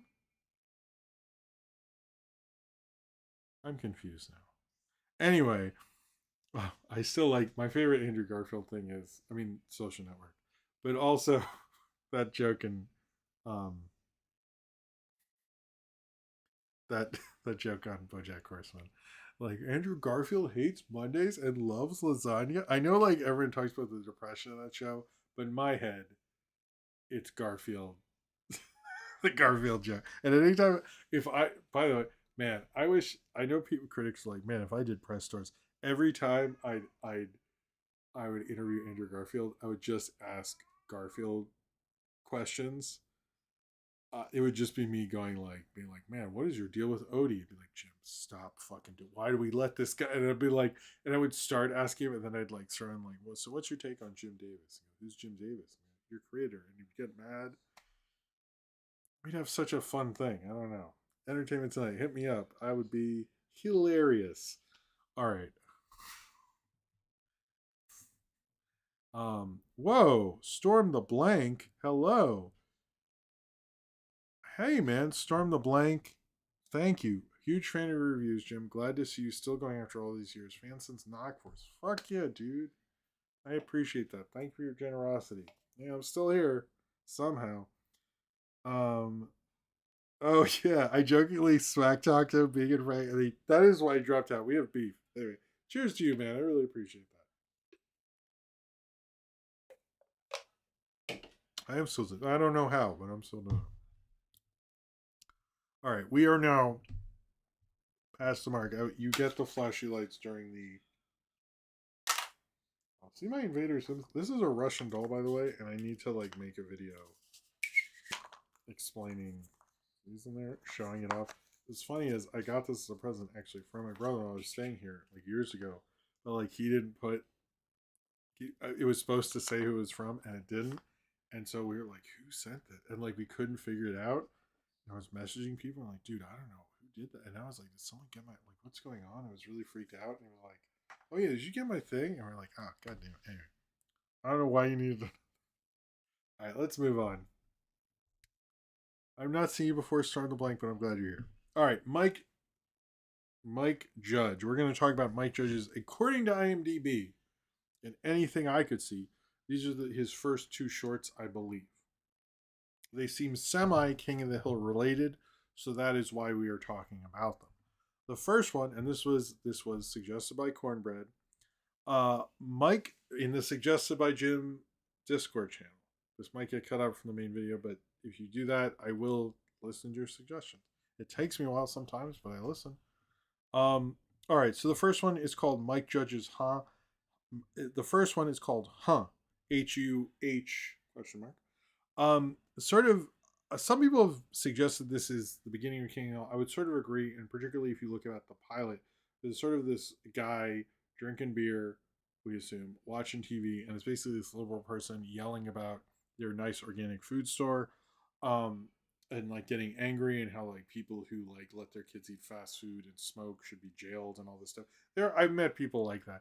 I actually think this works in the way that King of the Hill works, where like, guess what? This guy is wrong for yelling at you, even though his overall intentions possibly could be good. You should eat better and stuff. That's true. Should you be jailed for taking your kid to McDonald's once a month? No, I don't take my kids to McDonald's. But regardless, people who do, because of the whole Israel shit. But I, I think it is interesting. I mean, he needs to chill, and then the guy's like, "Huh," and like he doesn't even recognize it. I find it interesting because they're both sort of like he's passively not listening to him. The other guy is just yelling straight at him. The guy's never gonna get his uh he's never going to get his message. It's just like sort of a miscommunication all around. It's sort of like kind of even reminds me of what's going on now culturally, where someone's yelling at you rather than trying to find a way to get you into it, and the other guy is barely paying attention. I found it. I actually kind of like that one, and I think he did a good job. To what I can tell, I think he's the only one who worked on it. I could be wrong about that one. Then we have the honky problem, and that is a lot meaner, I will say, and probably kind of mean in a shitty way. I would say, like not in a nice way, where it's like these guys playing this kind of like fun, kind of I would say like blues grassy kind of maybe country music. You see a bunch of kind of people listening to it, and then there's like a warning about inbreeding. I do think Mike Judge in his earlier years was a lot meaner. It seems to maybe it was Greg Daniels, maybe it was age, kind of calmed him down post Beavis and Butthead. This is sort of, I would say, the honky problem is kind of reminding me of early Beavis and Butthead, not in the good way, in the shitty way. I don't like actually the honky problem. I think it's sort of like the music is cool. But the main guy in the band ended up sort of becoming his logo thing, particularly on the one that the Milton one and stuff like that. And you can kind of see similarities between things from King of the Hill, things from attitudes from Beavis and Butthead. I think like I'm glad he moved on from this sort of thing, and I know he has like some weird issues about like how he perceives dumb people breeding and stuff, which we saw in Idiocracy as well. I'm not a huge fan of that. Gets into weird classism shit, which I don't really think is okay. But I think is the better of the shorts. It's interesting to see how many of these ideas he had. I mean, we can tell from like that Hank Hill's voice was obviously in Beavis and Butthead and stuff like that. That he evolves these ideas, but it's interesting to see where these evolves came from. But yes, the honky problem does feel like more Beavis and Butthead, not in a fun frog baseball way, more in the shitty, I feel sort of turned off and disgusted way. But I like I think that is interesting. It's just fun to see where Mike Judge came from. He came from a guy who's selling shorts on Liquid Television, and it looked like Spike and Mike paid for the honky problem and gave him more of a budget. I think, sometimes having a budget doesn't mean your short is better, and that is definitely true of the honky problem. But I'm glad he was able to evolve these ideas and make them into the King of the Hill, and it's sort of interesting to see where he started from. Okay, I don't know why I did that at the end. But yeah, sorry. Let's do I'm going to write questions below.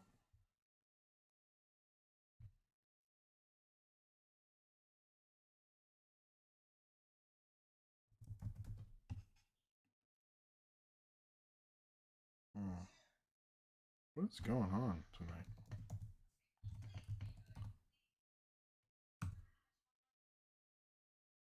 Okay, sorry. Let me just refresh this. Computer's being a little funky today.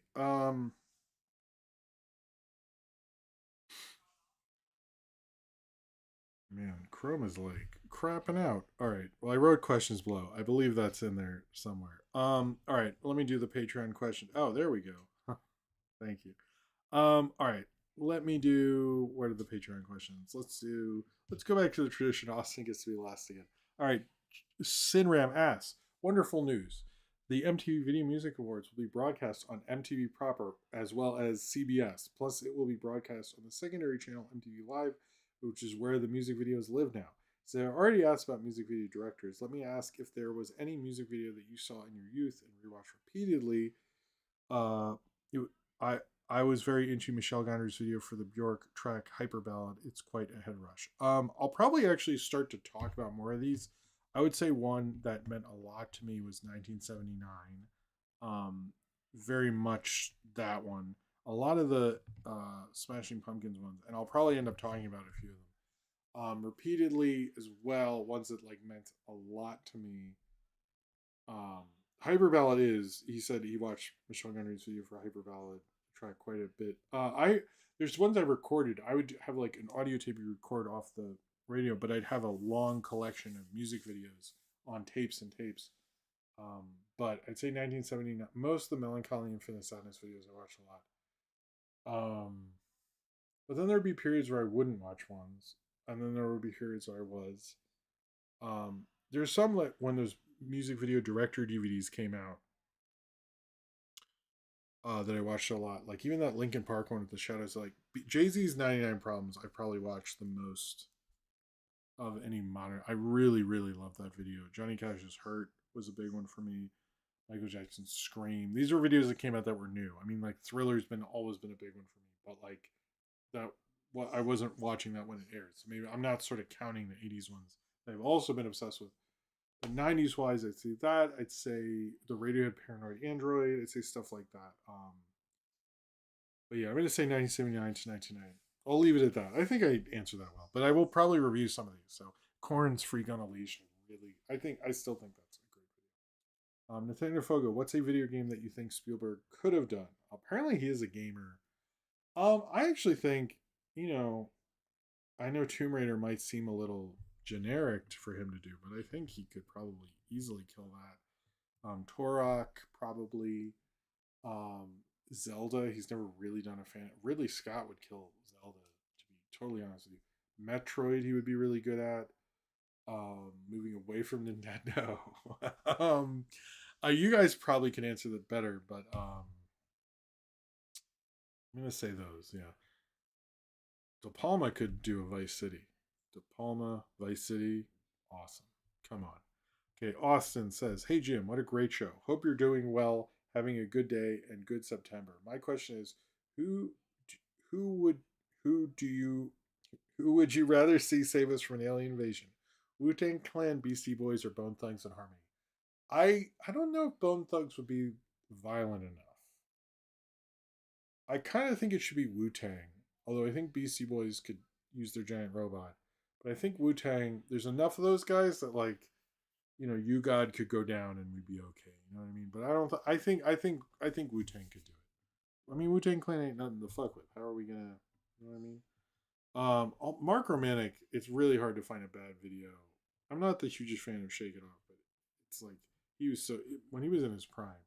Because he directed Shake It Off. People forget he directed. He did 99 Problems and then Shake It Off. He doesn't do a lot of videos, but every now and then. Spike Jones. Oh, geez, man. What?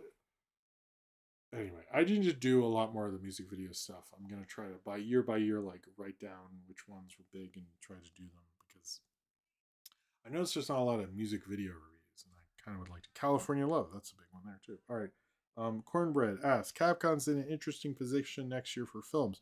Two of their big series, Street Fighter and Resident Evil, released the same year as their biggest rivals, Mortal Kombat and Silent Hill. Do you think because of these sort of video game films being very similar to each other, do you think they'll end up cannibalizing interest for the other? What was the best shot? I do think like reading the Mortal Kombat Street Fighter thing, I think it would have been a year apart that would have been better. Reading the Street Fighter thing, I think is better, a bigger issue to them, the whole thing, than um Grogu and the Mandalorian. I think that's sort of a mistake, honestly, because the audience will get sick of it.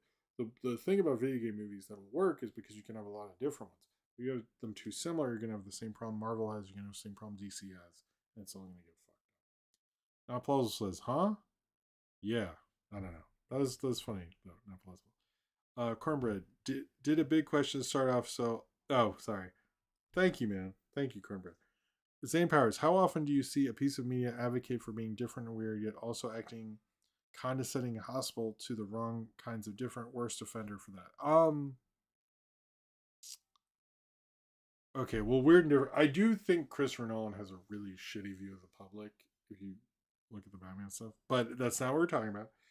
Weird and different. I do think Mike Judge has done that. I think Ren and Stimpy's done that. I think Rocco's done that sometimes.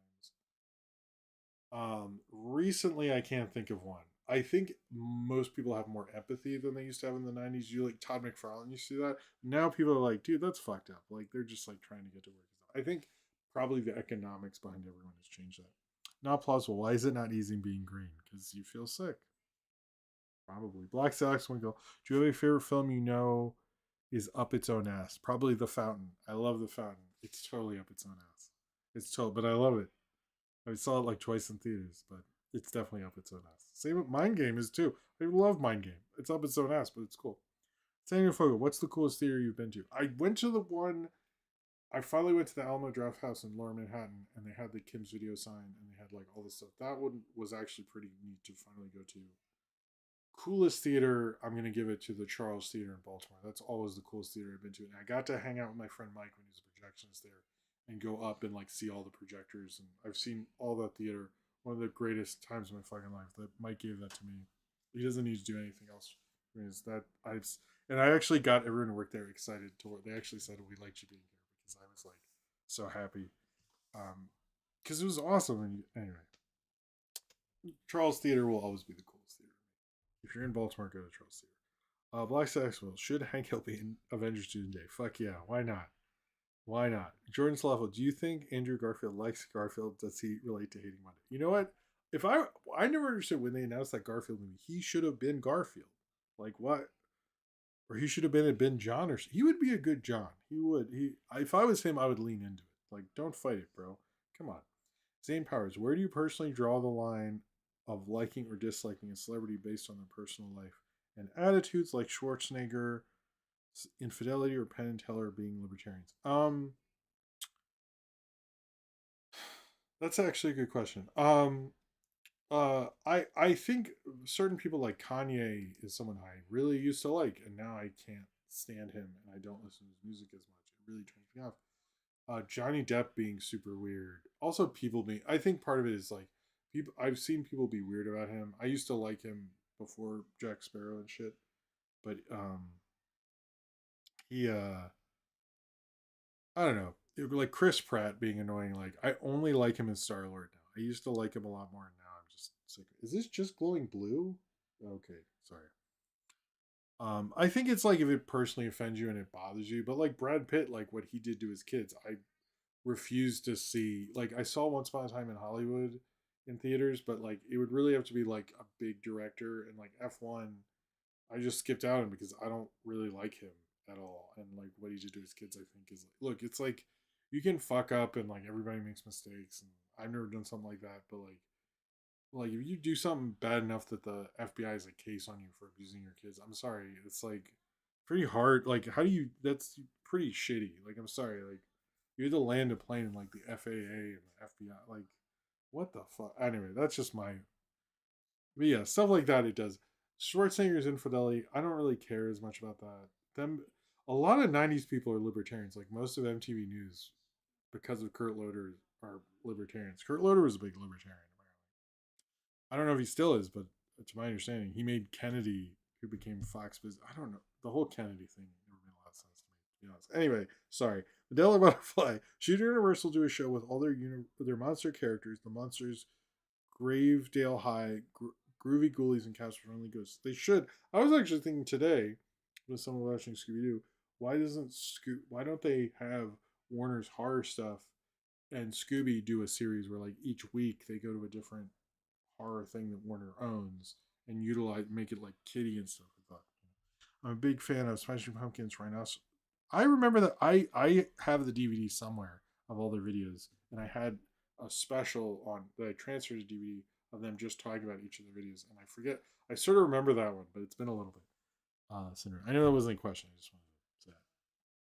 Smashing Pumpkins has a lot of cool videos. There's one I want to talk about that everyone forgets for 33, where they didn't shoot it on film. They actually got a high speed photo camera and like how people shoot sports, and did the whole video that way. And I think it's like I still one of my. I think that's such a cool idea. I maybe it doesn't hold up as well, but or be cool. Okay, Emily T, is my local film industry doomed now that they're doing generative AI in films? There's one that's produced by a businessman that's destined to be the next Empire of the Deep.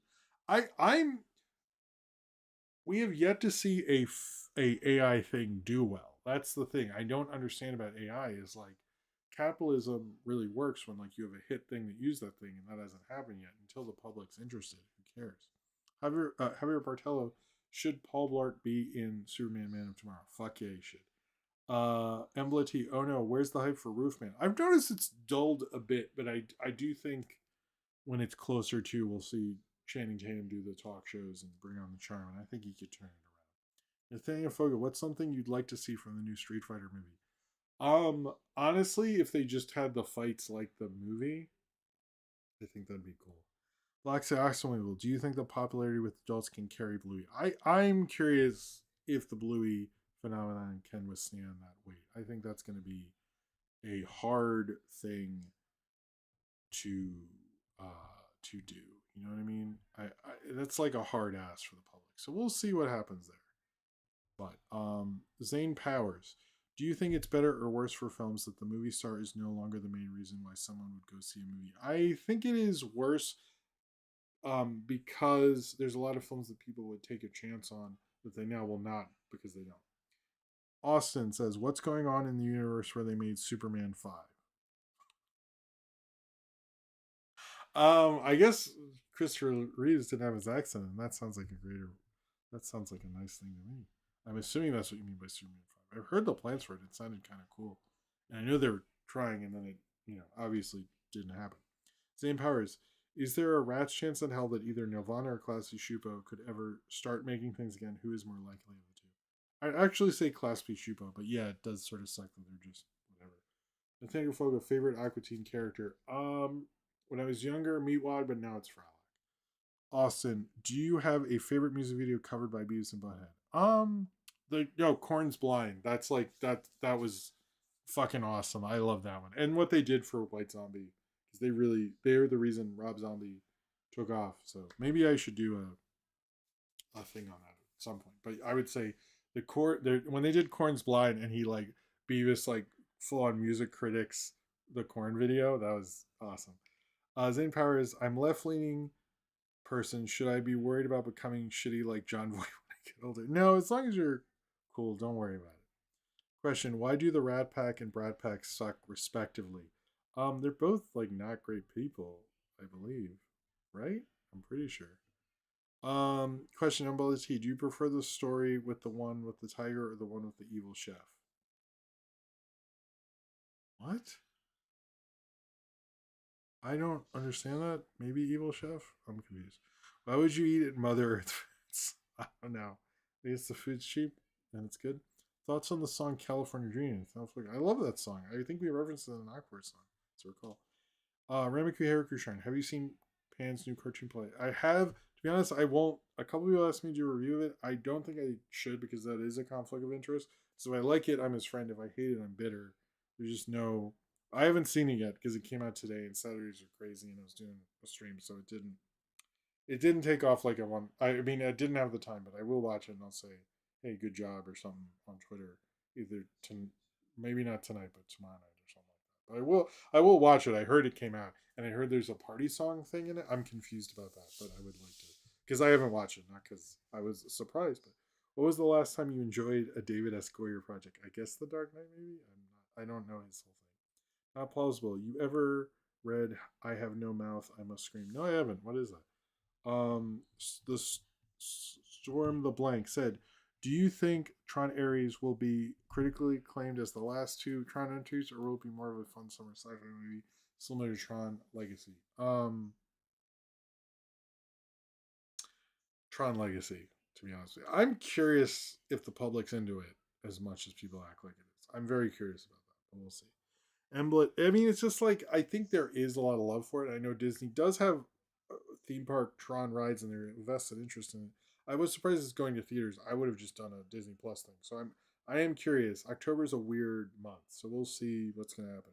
But I am curious to see how it does. I'm not the biggest Tron person necessarily, but I am curious. But I don't know. I mean, you can look back at my Tron Legacy. I think I did a review of the original Tron. I don't know. If I didn't, maybe I will, but we'll see. I'll look into that. Ambletti, do you think the Conjuring series is limiting itself for repeating their old tricks rather than thinking outside the box like what James Wan did for once. I'm kind of with you on the James Wan thing. Is Dipping Dots still the ice cream of the future? Nathaniel Flicker. I don't believe so. I think the ice cream of the future is probably just better ice cream. Zane Powers, Army Hammer, Johnny Depp, and Gore Verbinski said the critical reaction of Lone Ranger was too harsh, and in 5 years people look back on it more fondly. Were they right? No. I've heard people try to claim that, but like, I know a movie's bad when it references something. In my head, I'm like, they're not referencing that. This movie's too bad to reference Buster Keaton, and it was. No, if you were, I've heard people try to. No, but the stunts were amazing. They weren't. Watch better movies, you fucking idiots. Like, what the fuck? Rat Boy Mickey, you covered me in oil. Who is winning the wrestling match? I guess you. I don't. Maybe me. I don't know. Rat Boy Mickey, when is Monster Trucks the anime happening? I hope soon. I saw someone did a Monster Trucks What Happened video, and I'm curious to watch it. I don't think Pizza Party gets called out because I feel like someone had told me. Embla T, did the story based on From the Devil Made Me Do It made everyone turn their back on the legacy of the Warrens? I mean, they should. The Warrens aren't great people. I'm a little like, I don't know. I saw the first three, but I really don't have interest in this one. Rat Boy Mickey, Pepsi or Coke? Mountain Boy secret option. I'm more of a Pepsi person, actually. My family is really into Coke and is upset when I order Pepsi, but I think Pepsi's better. Pepsi also has more caffeine. They don't tell you that. That's true. Rat Boy Mickey, can you punch Pan? No, I'm not going to do that. Rat Boy Mickey, Twinkies or zebra cakes? Probably zebra cakes. Rat Boy Mickey, squirrel tactics or pocket sand? Pocket sand. Where are we? Oh, good night, Dan. Thank you for being here. Okay, sorry. I'm trying to see where we are. Due to the recent news, is Don Allmeyer exonerated from being seen as a cruddy producer since he didn't fire? I mean, he did. Okay, here's the thing. The Don Allmeyer thing, what he did was stupid and dumb. Because what he should have done is listen to Lorne Michaels and just like, but what he did, like, Lorne Michaels was like, don't do this. It'll end up a thing. And then it ended up a thing. And now he looks like a fucking dick. But he did say in the interview, he said, like, I supported my friend because OJ was my friend for 30 years. And I wasn't going to throw that away. I understand that to a degree. But it's like, I'm also like, dude, like, you should have just not done what you did. Like, it's his impatience, really. So, yes, I still believe he shouldn't be exonerated. But at the same time, like, the OJ part of it was, I think Norm knew he was sensitive about OJ, but I read a couple of things and it was basically like primarily a ratings thing, which sucks because Norm was great. You should have just anyway. I also think the problem was is Lorne Michaels didn't have a lot of sway at that time, so now he's whenever that guy dies, it's just like Jesus. Sorry, Rabbi Mickey, who wins, Optimus Prime or the Lightbringer? Obviously, Optimus Prime. Okay, this is it. Zane Powers, if you want to give your kids a game that has good content for price value, would you like to give them Hollow Knight, Silk Song, get your kids hooked on Peak when they're young? I don't know anything about that, but I know everyone's playing it. That's all I know. All right, I think that's everything. The director of Legacy is a producer on Aries. That's pretty much how it usually is. I don't know how much of a producer. Do a Scooby Doo and Warner Horror series on Adult Swim. Fuck yeah, that'd be a great idea. I think I got it wrong. If I missed you, comment below in this video if you'd like to ask me a question. Or go to the Ask Jim section in Discord. I don't think I described them all. Anyway, that was the show. Thank you all very much for being here. I really appreciate it. I want to thank everyone who did a super chat. Those being, let's see, we have Bloxy, Zane Powers, Austin, Medella Butterfly, and Storm the Blank. Cheers to you guys. Thank you very much for the support.